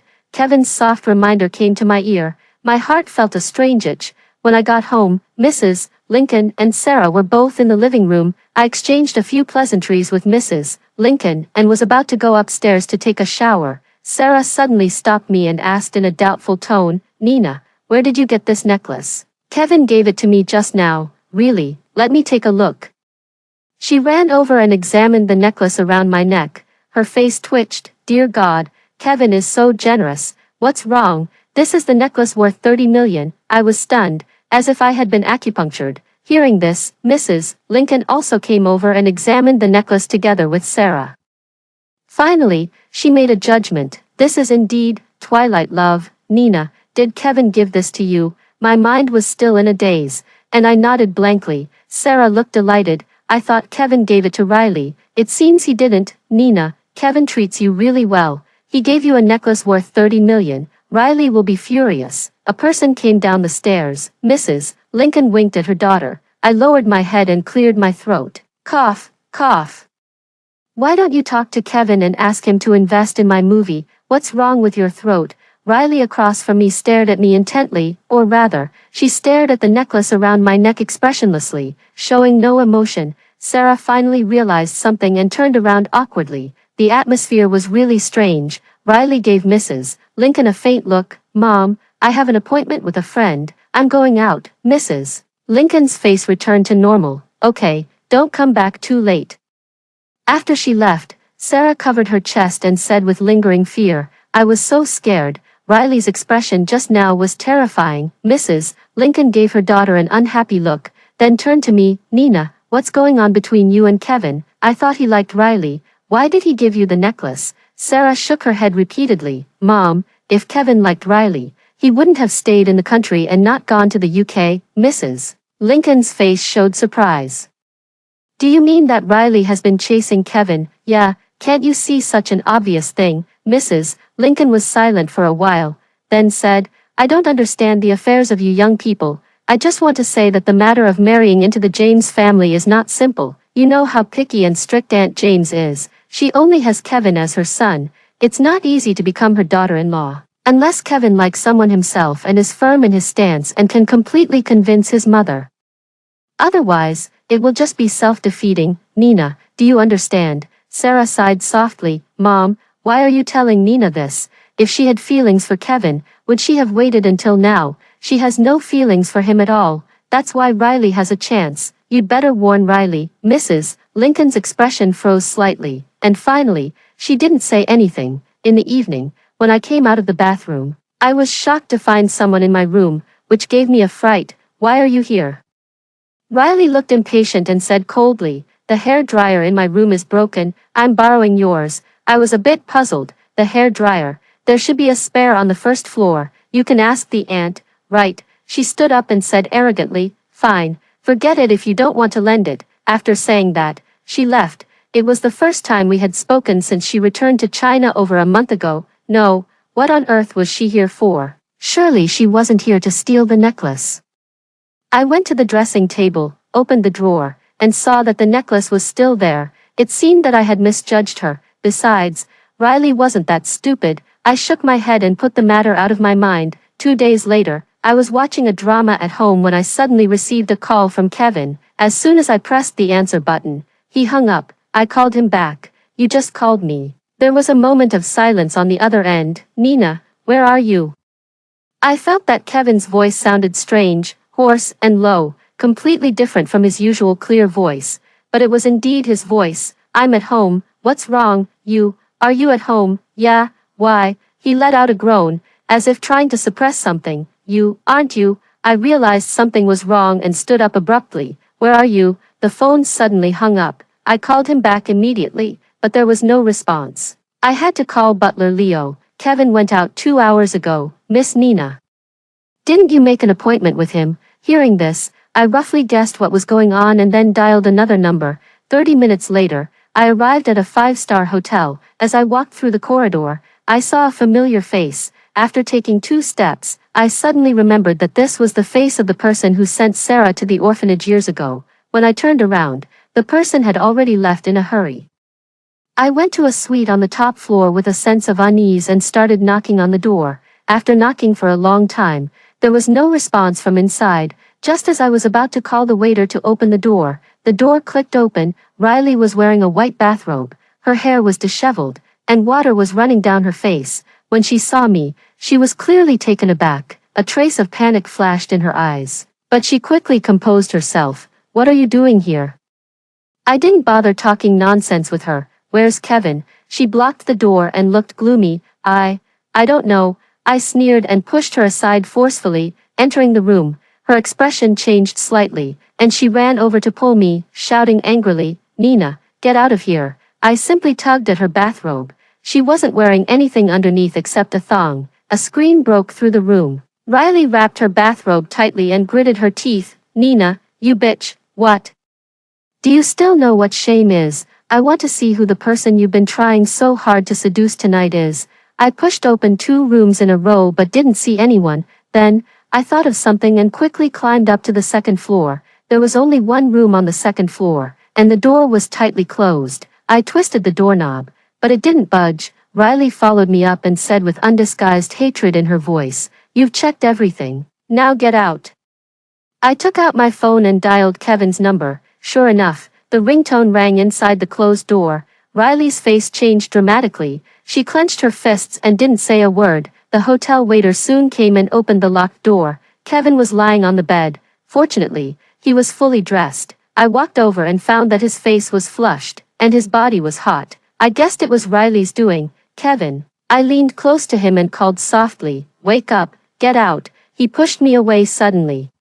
His voice trembling slightly, filled with an inexplicable irritability. I frowned and continued, It's me, Nina, what's wrong with you? Can you walk? This time, he didn't resist. Instead, he opened his eyes slightly. When he saw it was me, his tone suddenly softened. Nina, you're finally here. I touched his cheek and coaxed softly, Be good, I'll take you out. He held my hand tightly, like an obedient puppy. Okay. In Kevin's current state, he definitely couldn't go back to the James family.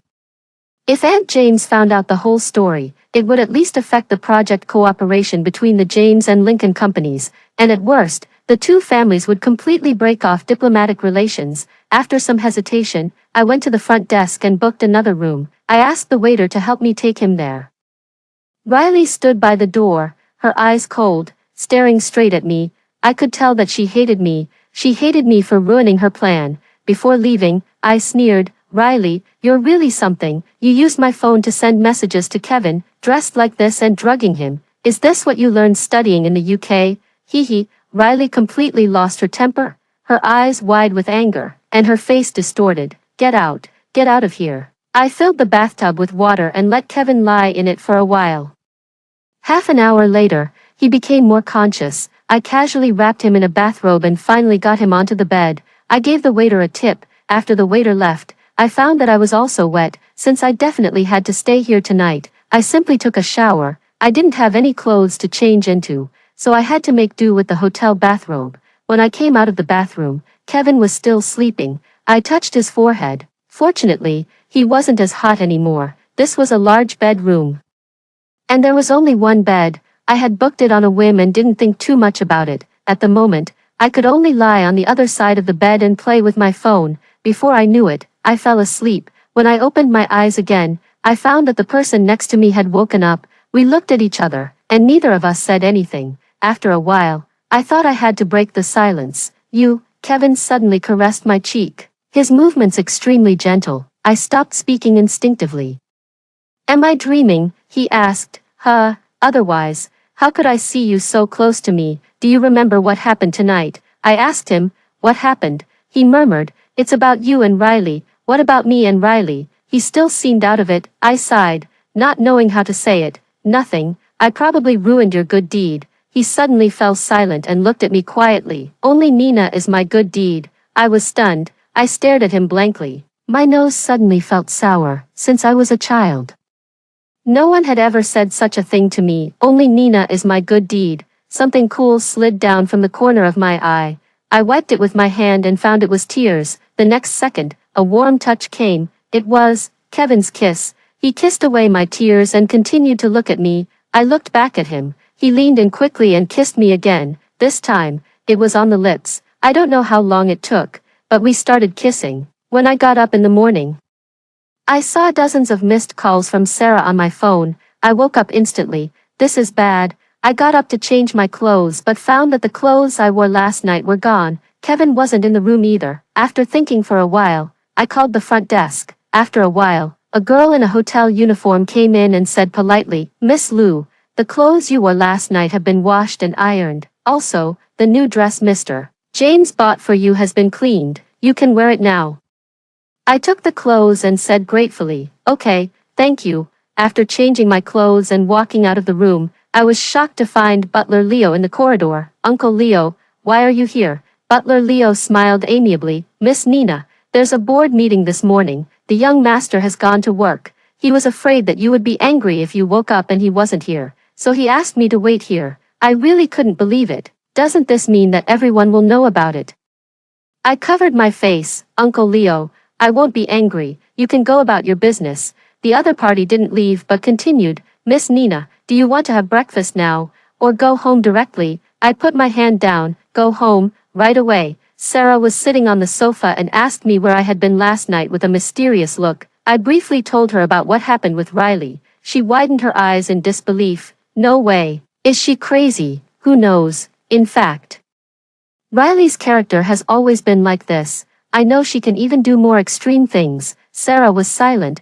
We both knew that the truth couldn't be hidden. "What's around your neck?" Sarah looked at me. I belatedly lowered my head and suddenly remembered how Kevin was when we were emotional last night. My face burned, and I quickly covered it with my hand. "Nothing. It's nothing." Sarah suddenly covered her mouth, looking excited. "So, you and Kevin." I wanted to deny it, but we were too familiar with each other. She could tell whether I was telling the truth or not at a glance. Sarah's eyes were filled with the fire of gossip. "Damn it, girl, you're so dishonest. You even tried to hide this from me. Come on, tell me, how is Kevin in that regard? Does he last long? How's his technique?" I really wanted to find a hole to crawl into, or tape her mouth shut. I'm not telling. Come on, there's nothing to be embarrassed about, Nina, just tell me. I ignored her.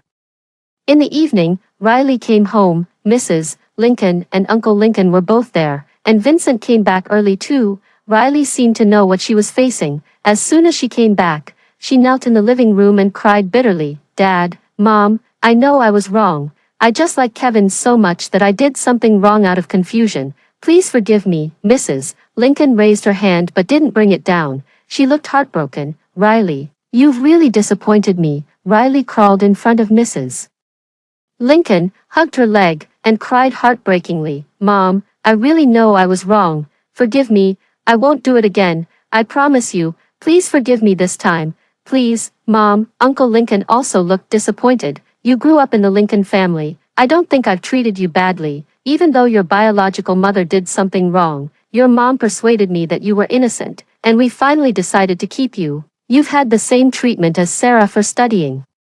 Attending interest classes, going on overseas trips, and studying abroad. What have you done? You even dared to drug Kevin. Have you considered the consequences of this? Can you bear the responsibility? Riley knelt and crawled in front of Uncle Lincoln. Dad, I won't do it again. I'll stay away from Kevin. I won't get close to him anymore.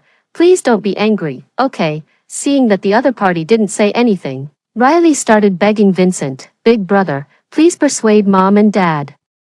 I really know I was wrong. Give me another chance. After all, she was the little sister he watched grow up. Vincent has always been soft-hearted, and his expression softened a bit. Dad, Mom, Riley really did something wrong this time. I think she knows she was wrong. How about giving her some punishment? The final result of this matter was that Riley was put under house arrest for a month. The punishment was relatively lenient because Kevin didn't tell Aunt James and Uncle Rome about it. In other words, the people of the James family were completely in the same boat. I didn't understand why Kevin was so tight-lipped. Sarah tapped me on the head. What's so hard to understand? The crown prince likes you, sooner or later.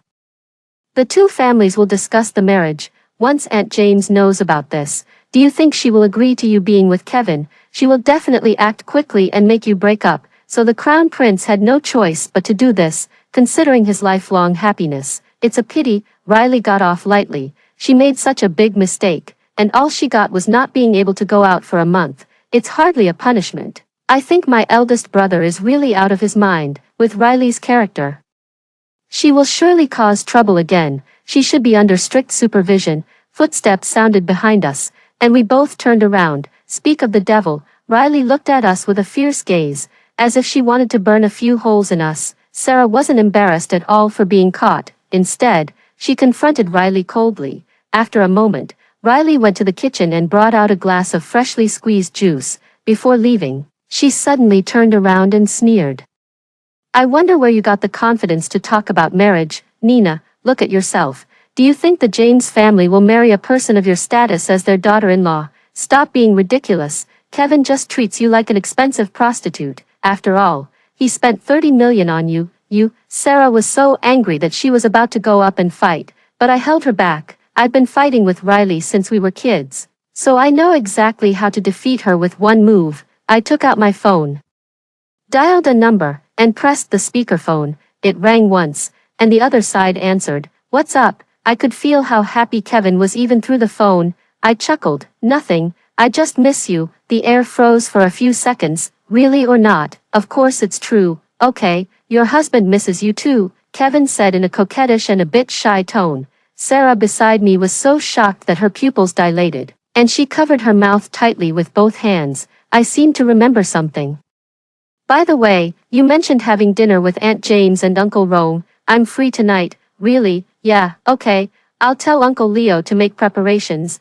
I'll come pick you up tonight. What if Aunt James doesn't agree with us being together? Kevin thought for a while and said seriously, there are two ways. What are the two ways? Either we get the marriage certificate first and then get married, or I'll work harder and we'll get married because of a baby. Sarah's eyes lit up. A firm voice came from the phone. Anyway, don't worry, we will definitely get married. Actually, I'm not worried at all. Okay, that's it then. Okay, bye. Your husband loves you. I hung up the phone, and Sarah screamed on the spot. Is this something I should hear? Nina, You little rascal, you've really hit the jackpot." I looked at Riley. Her eyes were bloodshot, and the veins on her forehead were bulging. The hatred in her eyes was overwhelming. I walked up to her and said slowly, "Riley, you know exactly what kind of person Kevin is. Influenced by the strict family education of the James family, he is proud, reserved, and cold, but he would never mess around with girls. He hates being played with and doesn't like to socialize with people he doesn't know well. He's a hopeless romantic. Because of this, you wanted to hold on to him tightly and even resorted to drugging him. Too bad. You have no chance with him in this life. I should actually thank you. If it weren't for the drug you gave him that day, Kevin and I might have gone around in circles for a long time." Riley suddenly threw the glass of juice on the ground. With a bang, the glass shattered into pieces. "Bitch," she cursed shrilly like a madwoman. Sarah said sarcastically, "Ouch, you've lost your temper. Weren't you being arrogant just now?" "I won't lose." Riley glared at me fiercely, and a sinister look flashed in her eyes.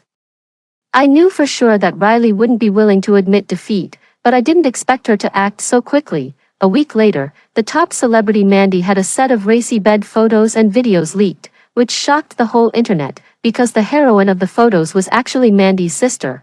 Although they weren't blood-related, they had known each other since they were born and had been getting along as siblings for 8 years. It's no different from incest. In an instant, Mandy's social media comments section was flooded with all kinds of abuse and condemnation. Major brands successively issued announcements declaring the termination of all cooperation with Mandy. His movies were taken off the shelves, and his social media accounts were blocked. In just 2 days, Mandy went from a top celebrity in the entertainment industry to a disgraced artist who was banned all over the internet. At the same time, the stock of the Lincoln family group plummeted by tens of billions overnight. When Riley came back, Mrs. Lincoln didn't show any mercy this time. She slapped Riley so hard that her head turned to the side. This time, Riley didn't kneel on the ground and beg for forgiveness like last time. Instead, she straightened her back and said calmly, "Mom, I really like my brother.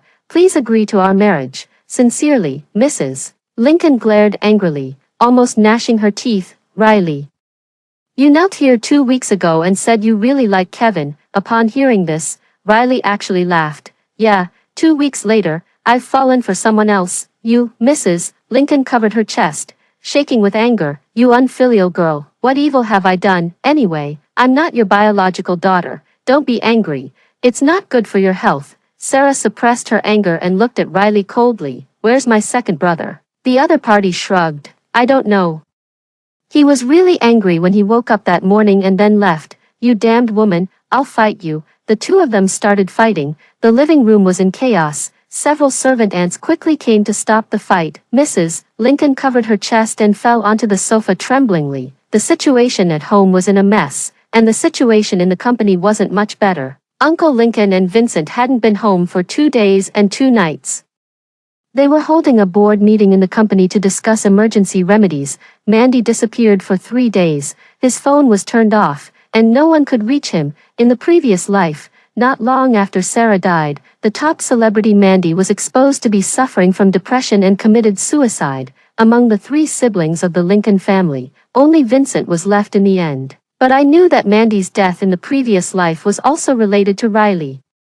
According to the information from the private detective, I went to the address where Mandy was currently staying. It was a seaside villa. I was surprised. "When did Mandy buy a house here?" I said, again, because I also have a villa here. It was Mandy's birthday gift to me when I turned 20. I stood on the steps and rang the doorbell for a long time before I heard the tardy footsteps.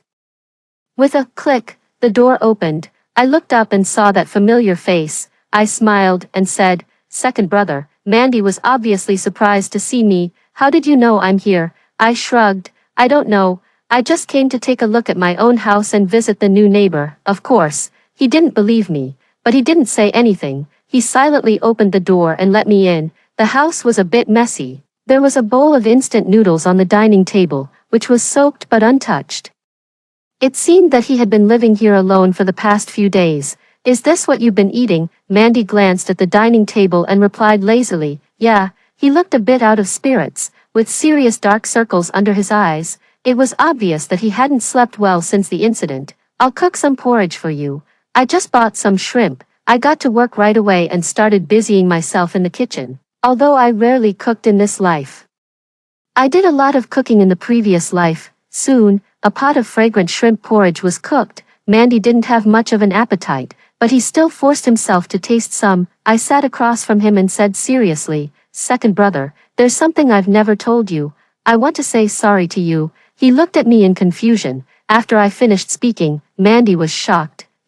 Are you serious?" I nodded. "When did this happen?" "Not long after you bought that house." "Is there a surveillance camera in the toilet too?" I looked guilty and didn't say anything. He seemed to understand. "But don't worry, I've never watched the surveillance footage, I swear." I raised my right hand and looked serious. Mandy seemed to want to say something, but he didn't know what to say. But it didn't matter. "Come back with me, second brother. Mrs. Lincoln is very worried about you. She hasn't been able to eat or sleep these days. Sarah has been going crazy looking for you." Uncle Lincoln and Big Brother are also in a difficult situation at the company. Let's go back together and expose Riley's lies. Let's get through this crisis with the Lincoln family. That night, Mandy's studio released a set of videos. They were about the racy bed photo incident that had caused a stir a few days ago. The video was divided into 3 parts. First, in the kitchen, the heroine of the video, Riley, put some unknown substance into a glass of juice. Then she went to the living room and gave the juice to Mandy, who was on the phone on the sofa. After that, she moved the unconscious Mandy to the bed in the bedroom. She started taking off his clothes and took photos from various angles. In less than an hour, the public opinion started to reverse. Mandy's social media was flooded again. Waking up to this, I feel even more wrong than anyone. Mandy, I'm more wrong than anyone. Damn it, what kind of adopted daughter is this? She's so heartless. It's so scary, like mother, like daughter. I heard that her mother switched the children. Is it true? What kind of saint is the wife of the chairman of the Lincoln family? She raised such a person. As far as I know, she found out when Riley was 8 years old. Maybe she couldn't bear to part with her after raising her for so long. Well, she raised a pure white-eyed wolf and almost framed her own son. I'm a classmate of the heroine in the video. I can testify that Riley studied in a noble school from primary school to high school and went to study in the UK after graduating from high school. Although she's a fake daughter, she grew up living a luxurious life. Damn it, the real daughter suffered for 8 years in the countryside. This fake daughter has never tasted any hardship. I'm so shocked. Chairman Lincoln, does your family still need a child? I'm not a white-eyed wolf. I'll be filial to you when I grow up. Me too. If you think I'm too old, it doesn't matter. I'll send my daughter. I'll sever the relationship with her as soon as she goes there. I just hope she can grow up living a luxurious life in your family. After the public opinion reversed, the stock price of the Lincoln family group gradually recovered. Not only that, Mrs. Lincoln was labeled as the most naive chairman's wife by netizens, and Uncle Lincoln was called Dad all over the internet.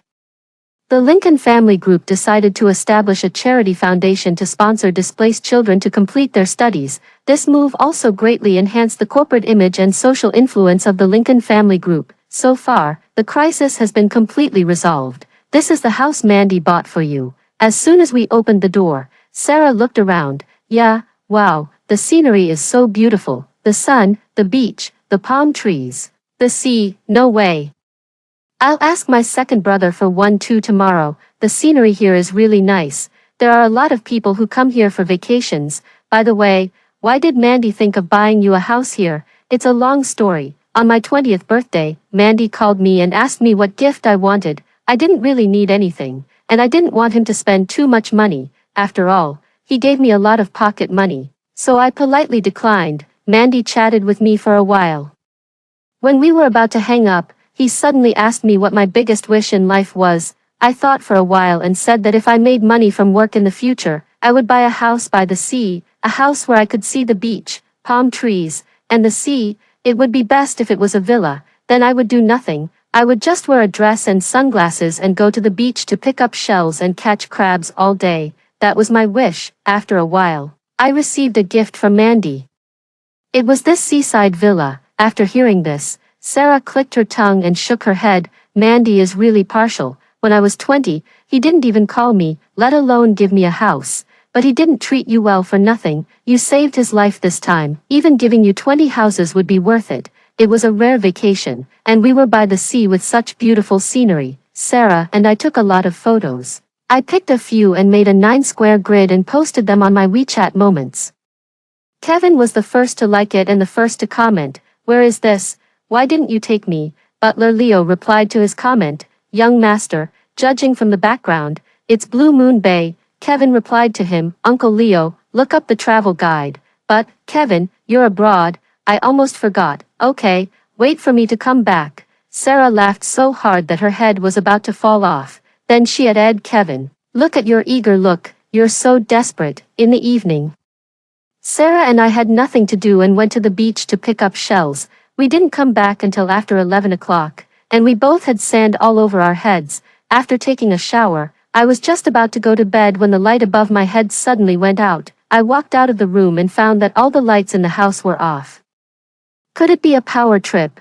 Just as I was about to go downstairs, I saw the door of the opposite room open. It was the 15th of the lunar month, and the moon was full. The moonlight shone through the bright floor-to-ceiling windows, and the room was as bright as day. In the room, Sarah had a piece of cloth stuffed in her mouth and was tied to a chair, whining at me. A person walked out from behind the door. It was Riley, who had been missing for a whole month. She sneered at me, "Nina, your password is always so unoriginal. What do you want?" To be honest, I wasn't very panicked. The middle-aged man, tall with a fierce look and a scar on his forehead, said arrogantly, "Give us $1 million." I didn't hesitate at all. "Sure, I'll transfer the money to you right away." Let Sarah go. "Damn, is it real?" The man with the scar questioned my readiness. I took out my phone and asked them, "Who should I transfer it to?"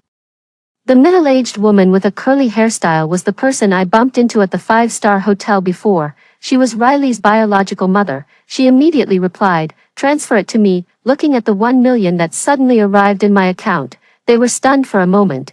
Is it really that simple? "Mom, bring me the white bucket in the trunk," Riley said calmly. The middle-aged woman looked at her in confusion. "The white bucket, what's in it?" "It's nothing, just bring it here."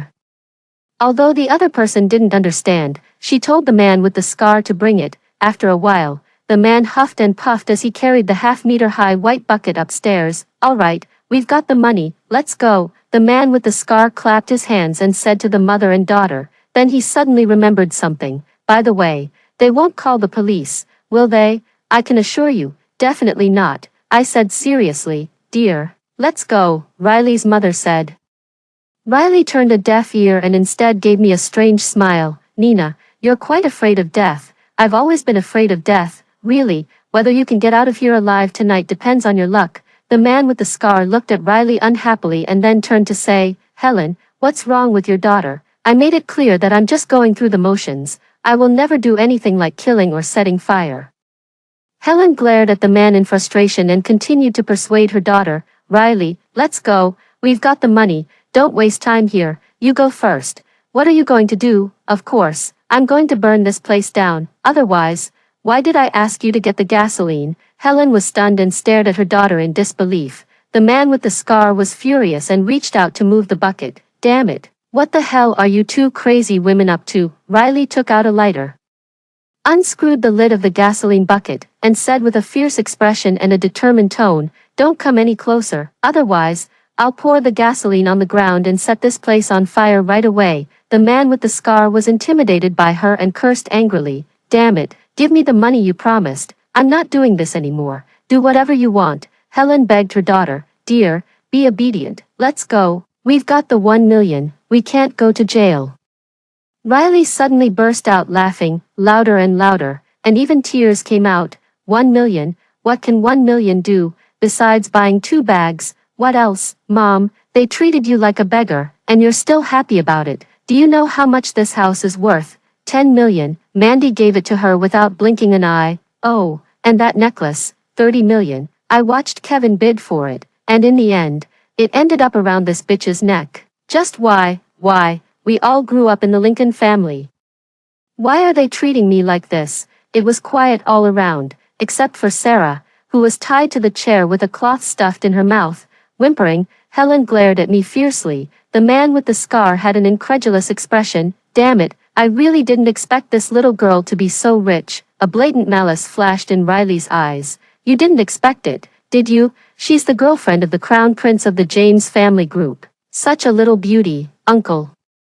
Don't you have any thoughts about her, or how about I stay here and you take her to the room for some fun? Sarah kicked at Riley viciously, but because her hands and feet were tied, she fell down with the chair. With a dull thud, she fell backward to the ground and didn't move for a while. It seemed she had fallen quite hard. I quickly called out, "Sarah, how are you?" The man with the scar's face changed instantly. "Damn it. You're not asking me to commit rape, are you? I didn't study much. And I'll never do anything illegal. You two mother and daughter said it was just going through the motions. Now that the farce is over, give me the money. I'm leaving. I'm not being greedy. Just give me 20,000. Riley didn't expect the other person to answer like that, and her face fell, full of contempt, seeing that Sarah didn't respond to me, worried that something might be wrong with her fall. I decisively replied, "I'll transfer it to you." Everyone present was stunned. The man with the scar turned to look at me, his eyes full of shock. "What did you say? 20,000, right? I'll transfer it to you. Are you serious?" I nodded. "Of course, just scan my WeChat for the 20,000. He hesitated. "You won't call the police?" I said to him seriously. "Uncle, I know you're not a bad person. You might be in some trouble. If you're in a hurry to leave, I'll transfer the money to you. Don't worry. I'll mark it as a gift. And I definitely won't call the police." The other person felt relieved and walked over with his phone. "I believe you. You seem much more reliable than these two mother and daughter." Helen was in a hurry. "Peter, what do you mean?" "What do I mean? Your daughter is trying to set fire and kill people. Do you expect me to stay and accompany you? I don't want to deal with you anymore." After the transfer, the man with the scar left without looking back. Helen was furious. Riley looked indifferent. "Mom, you can go too, dear. Come with me." "Okay, I'm not leaving. When I came here today, I didn't plan to go back." Helen's face turned pale. "Don't scare me." Riley ignored her mother's words and said with a gloomy look, "It's worth it to have Nina and Sarah be buried with the dead for me," looking at Riley holding the lighter with a determined expression, and then at Sarah, who was tied up tightly and lying on the ground. I tried to persuade her, "Riley, you can still turn back. For the sake of growing up together, I won't call the police. You can take the money and leave." The corner of the other person's mouth curled into a mocking smile. "So I should thank you. Thank you for letting go of the past, being magnanimous, and generously giving me 1 million. Nina, what kind of plague god are you?"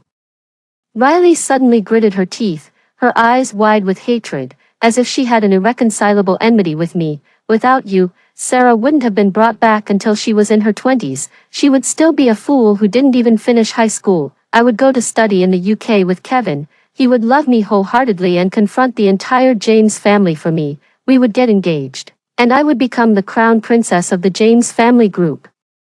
That twilight love necklace would be my engagement gift from him, representing his love for me that would accompany me to the end of my life. He would be faithful to me until death." "So that's how it was." "Riley, you've also regained your memories of the previous life. Since Kevin loves you so much, why did you cheat on him?" I suddenly replied to her. The atmosphere suddenly turned quiet. Riley looked at me off guard. "What did you say?" I looked into her eyes and said word by word.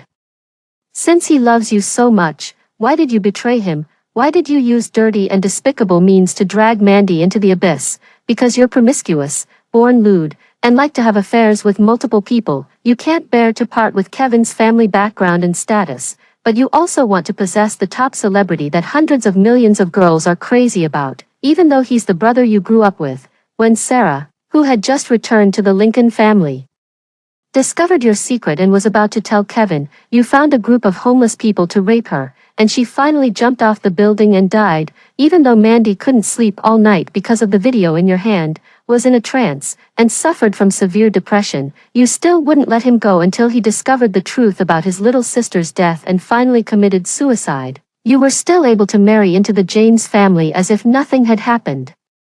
Is this how you love someone? If so, Riley, I have to say, you're really disgusting." Riley looked at me as if she had just realized something and let out a sharp and ear-piercing laugh. "So that's it. No wonder my life in this life is in a mess and I've lost to you in everything. It turns out you were reborn much earlier than me. However, how do you know all this? In the previous life, I didn't know you at all. At this moment, there was no need for me to hide anything." Before Sarah jumped off the building, she sent me an email and told me everything she knew. So when you were reborn, you brought her to the Lincoln family. Yes, fortunately, your tricks are the same as in the previous life. They're just those despicable means. Riley's eyes turned cold, and her expression was sinister. Unfortunately, so what if you've won? You're still going to die here, of course. You can leave Sarah and run away. After all, everyone for themselves. Aren't you two on good terms, best friends from the previous life to this life? Let's see how you choose, either die together or watch your best friend die. I was very calm. Go ahead and light it. I choose to die together. The other person sneered. Nina, you don't think I'm bluffing you, do you? How could I? I know you can do anything. After hearing my words, Riley didn't hesitate to pour out the whole bucket of gasoline and then lit the lighter. Helen stood there with her hands open, screaming, but the scene of the fire spreading rapidly that I had imagined didn't happen. After the initial flame sprang up, the fire gradually died down and finally went out. Riley was stunned. She looked at Helen with a corrupted expression and flew into a rage. What did you do? Her mother also looked confused. I didn't do anything. Riley shook her head frantically. Impossible. This is impossible. It was only when she noticed me standing there calm and composed that she gradually realized. Nina, you did this. I looked at her and didn't respond. Ha ha ha, it was you. Riley laughed maniacally. Tell me, what did you do? Remember when you used my phone to send a message to Kevin? Why did I arrive at the hotel in no time? Her face changed abruptly. You had someone follow me. I nodded and admitted, yes. I've known your whereabouts for a month. I even know when you arrived here. There's water under the gasoline in that bucket. Only the top layer is gasoline. Riley, it's not too late for you to stop. Her pupils suddenly shrank, and her expression was crazy and fierce. Nina, go to hell. The accident happened in an instant. When Riley rushed over, she accidentally stepped on the water that had just been poured on the floor, causing her to slip and stagger. She instinctively leaned forward. Unexpectedly, as soon as she steadied herself, she rushed forward due to inertia. Then, she watched as she crossed the railing that was only half her height and fell straight down, with a loud bang, the sound of broken glass. I stared down blankly. The glass coffee table on the first floor shattered into pieces. A sharp piece of glass cut across Riley's neck, and blood gushed out, quickly staining the floor red. Riley was dead. The glass piece cut through the carotid artery in her neck, and she died on the spot despite the rescue efforts. When the doctor announced the news, I was still in a daze. Sarah was also stunned for a long time, just like me. Although we hadn't gotten along well all these years, we grew up together after all. Witnessing her death suddenly, it was hard to accept. Mrs. Lincoln and Uncle Lincoln rushed over quickly, and Vincent and Mandy also came. Everyone was silent. Helen was heartbroken and fainted several times from crying, but she still couldn't escape the fate of being taken away by the police, before being taken away in the police car. She looked at Mrs. Lincoln from a distance while wearing handcuffs. I thought she was probably regretting her actions more than 20 years ago, but in the previous life, how proud was she when her daughter married into the James family, compared with the life in the orphanage in the previous life, where we had to endure hunger and scramble for things every day. This life is worlds apart. As I said, protecting the entire Lincoln family is a responsibility and mission engraved in my DNA. I won't allow anyone to destroy it. Mrs. Lincoln smiled at me with red eyes. With your words, Auntie is really relieved. It was already 4 a.m. when I came out of the police station. Sitting in Mandy's car, I had a complicated feeling. Actually, I knew Riley would come for me. Posting on Moments was to let her know where I was. I thought I could put an end to it tonight, but I didn't expect it to end like this. He glanced at me sideways, then he rubbed the top of my head just like when we were kids and comforted me. It's not your fault. She brought it upon herself, maybe, but even if I had to do it all over again, I might still do the same. How are things between you and Kevin? Mandy suddenly asked. I nodded. It's all good. I've made an appointment to have dinner with Uncle Rome and Aunt James this weekend. He was silent for a moment, then pulled a smile and said in a clear voice, you have a good eye for people. He's really suitable for you, really. It's not easy to get such praise from Mandy, especially since I remember that they didn't get along well when we were kids. If he bullies you in the future, forget it.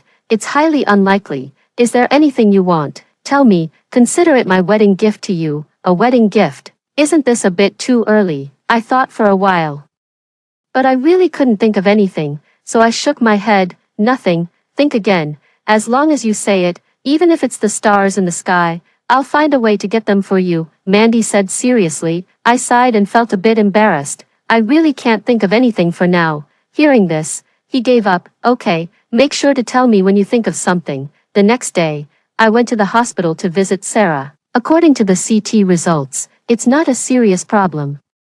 She just hit the back of her head and has a mild concussion. When I pushed open the door of the ward, I saw Miss Sarah sitting on the hospital bed with a serious expression, not moving at all. What's wrong? Are you not feeling well? Sarah stared at me as if she didn't recognize me. Suddenly, big tears rolled down her eyes, one after another. They were like beads with a broken string. I was really scared. I haven't seen Sarah cry for many years. What on earth happened? Sarah, don't scare me.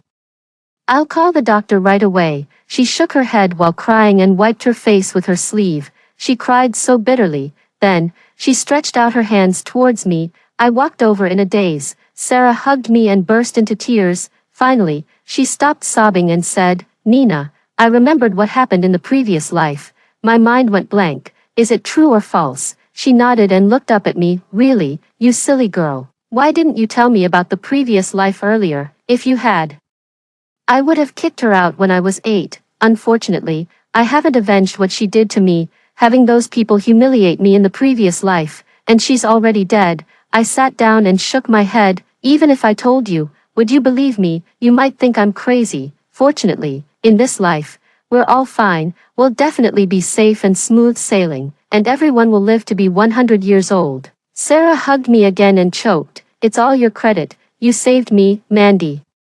The entire Lincoln family, and the Lincoln family group. Okay, it's what I should do. After all, I'm a member of the Lincoln family. Sarah finally showed a smile and nodded heavily. You're right, you're indeed a member of our Lincoln family now. By the way, how are things between you and Kevin? The topic changed so quickly that I didn't react. What do you mean? Why don't you break up with Kevin? What? I pushed Sarah away, completely confused. Is she out of her mind? She looked at me earnestly. I mean, break up with Kevin and be with Mandy. Me? Are you out of your mind? I'm not. Nina, be my second sister-in-law. I really don't want you to marry into someone else's family. My second brother definitely likes you. Really, you two should be together. I covered my forehead, feeling quite troubled. Why don't you sit here for a while? I'll call the doctor. She got anxious. No need to call the doctor. There's nothing wrong with my head. Really, why did I try to match you with Kevin? I must have been crazy. My second brother must be so angry with me. Nina, won't you consider Mandy? I really don't want you to marry someone else. I want to be with you for the rest of my life. I was both angry and amused. This girl must have been knocked silly. I don't have Riley's hobby. Since I was a child, I've only regarded Mandy as my brother. On the weekend, since I've had meals at the James family's place countless times. I'm not very nervous about the upcoming dinner where the two families will meet formally. I feel a sense of relaxation as if I have nothing better to do. Sarah followed behind me and whispered, Nina, won't you consider Mandy again? Actually, he's really nice. He's rich, handsome, and an actor. I gave her a sharp look. She immediately changed her words and smiled brighter than a flower. But Kevin is even more handsome and richer. He's the crown prince of the James family group. You two are a perfect match made in heaven. When Kevin came to pick me up, I was really stunned by how handsome he looked in a suit. He was dashing, imposing, a gentle scoundrel, a suit-wearing thug. Wait a minute, that description is a bit too much, until Kevin walked up to me and asked me in surprise, why do you have that expression? I snapped back to my senses with an, nothing. Why are you dressed so properly today? He looked a bit guilty. Sorry, I just came from the company. I had meetings all day. It's okay. What I mean is, you look really good in this suit. Can you come to pick me up in a suit every day? After a moment of astonishment, Kevin looked at me deeply, and the tips of his ears turned red. Of course, I can wear a suit for 24 hours a day. I smiled wickedly. That's a bit too exaggerated. The James family has always had the habit of getting married early. I heard that Grandpa James got married in his early 20s. Uncle James and Aunt James also got married not long after they graduated from university. At the dinner table, Grandpa James kept hinting at his wish to have a great-grandchild soon. Kevin suddenly leaned close to my ear on the pretext of picking up a cup and lowered his voice. Just listen to what my grandpa said, don't take it to heart. Why? I raised an eyebrow. We can get married early, but I don't want to have a child early. Why again? He coughed softly, and a blush rose on his cheeks. I just want to have a two-person world. He actually whispered sweet nothings in front of so many elders. Kevin, you've really changed. I looked at Aunt James across the table. In her early 40s, she looked like a girl in her late 20s. She had fair skin, a slender figure, and an otherworldly temperament. The skin on her face was as smooth and glossy as a peeled egg. But I think there's nothing wrong with having a child early. Look how young Aunt James looks. You two look like siblings. I also hope to be like her in the future. Kevin smiled. His beautiful and deep eyes were like a pool of water. If you want to have a child early, that's okay too. This scene was caught by Aunt James and Aunt Lincoln. They teased us. Look at this young couple. They're so affectionate. Yes, but it's a good thing. Maybe soon, we'll become grandmothers and grandmothers. It's strange. I always thought Aunt James would be very picky and harsh on her future daughter-in-law. I also used to think that to marry into the James family, one had to go through many difficulties, but in fact, it's completely the opposite. Kevin chuckled. My mom said that more than 10 years ago, when she saw you running to my house 10 times a day, she already knew who her future daughter-in-law was. Okay, I admit that at that time, in order to snatch him away from Riley, I really tried my best. Looking back now, it was the most profitable thing I did when I was a child. During the meal, Uncle James suddenly told an interesting story. He remembered that Kevin was very young at that time, a very arrogant and rude little boy. He didn't have any friends because of his bad temper. One night, when he woke up, he saw his son sitting by the bed crying his eyes out. Uncle James was so scared that he quickly asked him what was wrong. Kevin wiped away his tears and said pitifully to him, "Dad, I'm such a jerk." Then, he refused to say anything more. The next day, Uncle James asked Butler Leo what had happened to Kevin in the past 2 days. Butler Leo said that a girl from the Lincoln family came over a few days ago and talked to Kevin over the fence. That night, Kevin asked Butler Leo to find out about the girl named Nina from the Lincoln family. After he told the young master what he had found out, the other person went upstairs without saying a word. Then, he didn't come downstairs for the whole day. Uncle James looked at me and asked curiously, "Nina, I've always wanted to ask you, what did you say to Kevin over the fence that made him cry like that?" I've only seen him cry that one time since he was a child. I felt a bit embarrassed. I just told some harmless lies to cheat Kevin, who knew that the young master, although cold on the outside, was so innocent and believed everything I said. I stammered and told Uncle James what I had said that day. Everyone at the dinner table burst into laughter. Kevin supported his forehead, enduring the ridicule of everyone, realizing that I was in the wrong. I begged in a low voice, "I know I was wrong, Kevin, please forgive me." "Forgive you?" His tone was arrogant, but his eyes were incredibly gentle. "This is the black mark of my life. How do you want me to forgive you?" I thought for a while and leaned close to his ear. "For example, I can try the uniform temptation that Kevin likes." "Really?" His ears turned red again. "Really, anything is okay, anything is okay, even now, even now." "Wait a minute, what the hell?" Kevin pursed his lips and smiled wickedly. "Let's go." I was dumbfounded. "Where are we going?" "To buy a uniform." "Help." I never thought Kevin would be like this. Side story, Mandy, when I was 10 years old, I found out that Riley wasn't my biological sister. My biological sister is Sarah. Along with her, a little girl named Nina came to our house. Dad changed her name to Nina Lincoln. There were 2 more children in the family all of a sudden, and I really wasn't used to it, but I couldn't kick them out. Riley was very hostile towards the 2 of them and started competing for favor. It was a war among the 3 girls. Or rather, a war between Riley and the other 2 girls. I thought it was quite funny.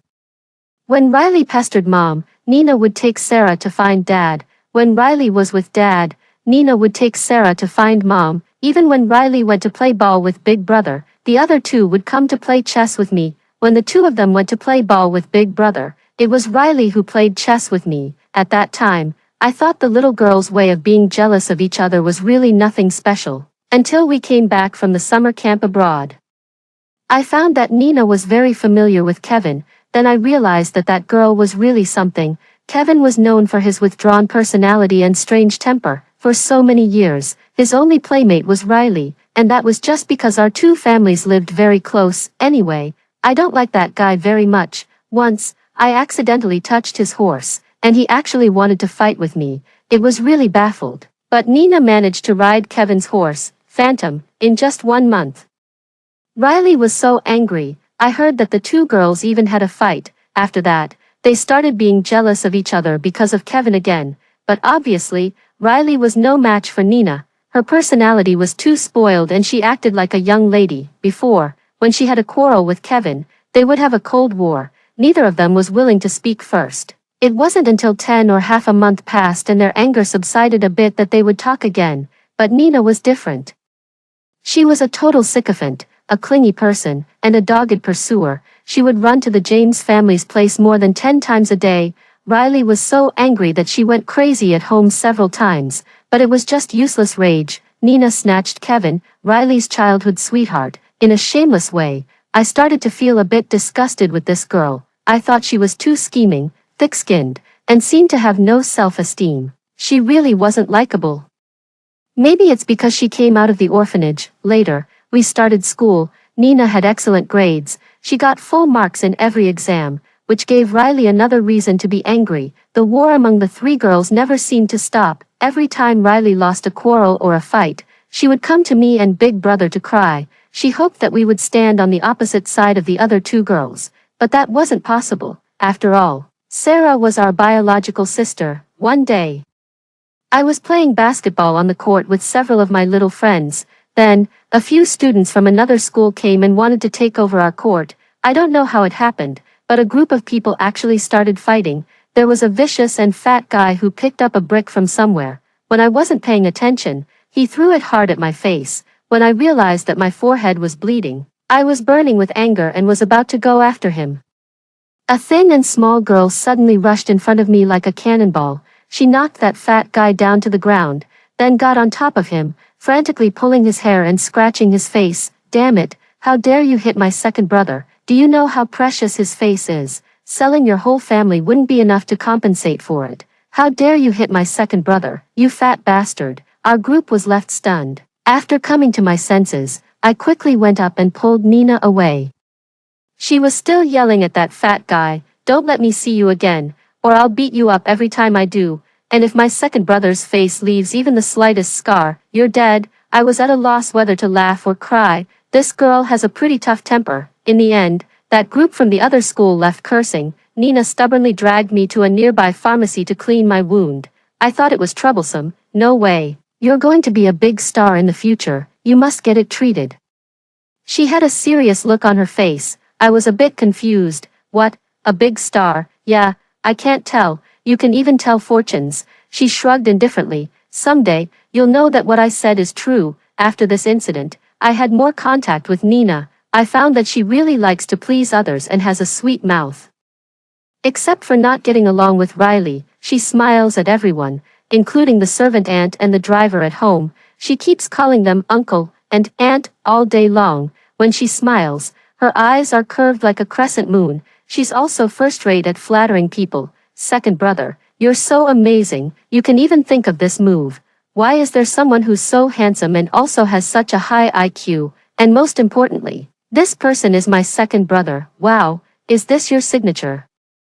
I'm going to keep it well, it'll be worth a lot in the future." I think Nina must have been a treacherous court official in her last life, the kind who served in front of the emperor all day long. Otherwise, how could she be so skilled at flattering people? I finally understand what kind of life that kid Kevin lives every day. No wonder Nina runs to the James family 10 times a day and isn't kicked out. In my senior year of high school, somehow, I actually entered the entertainment industry.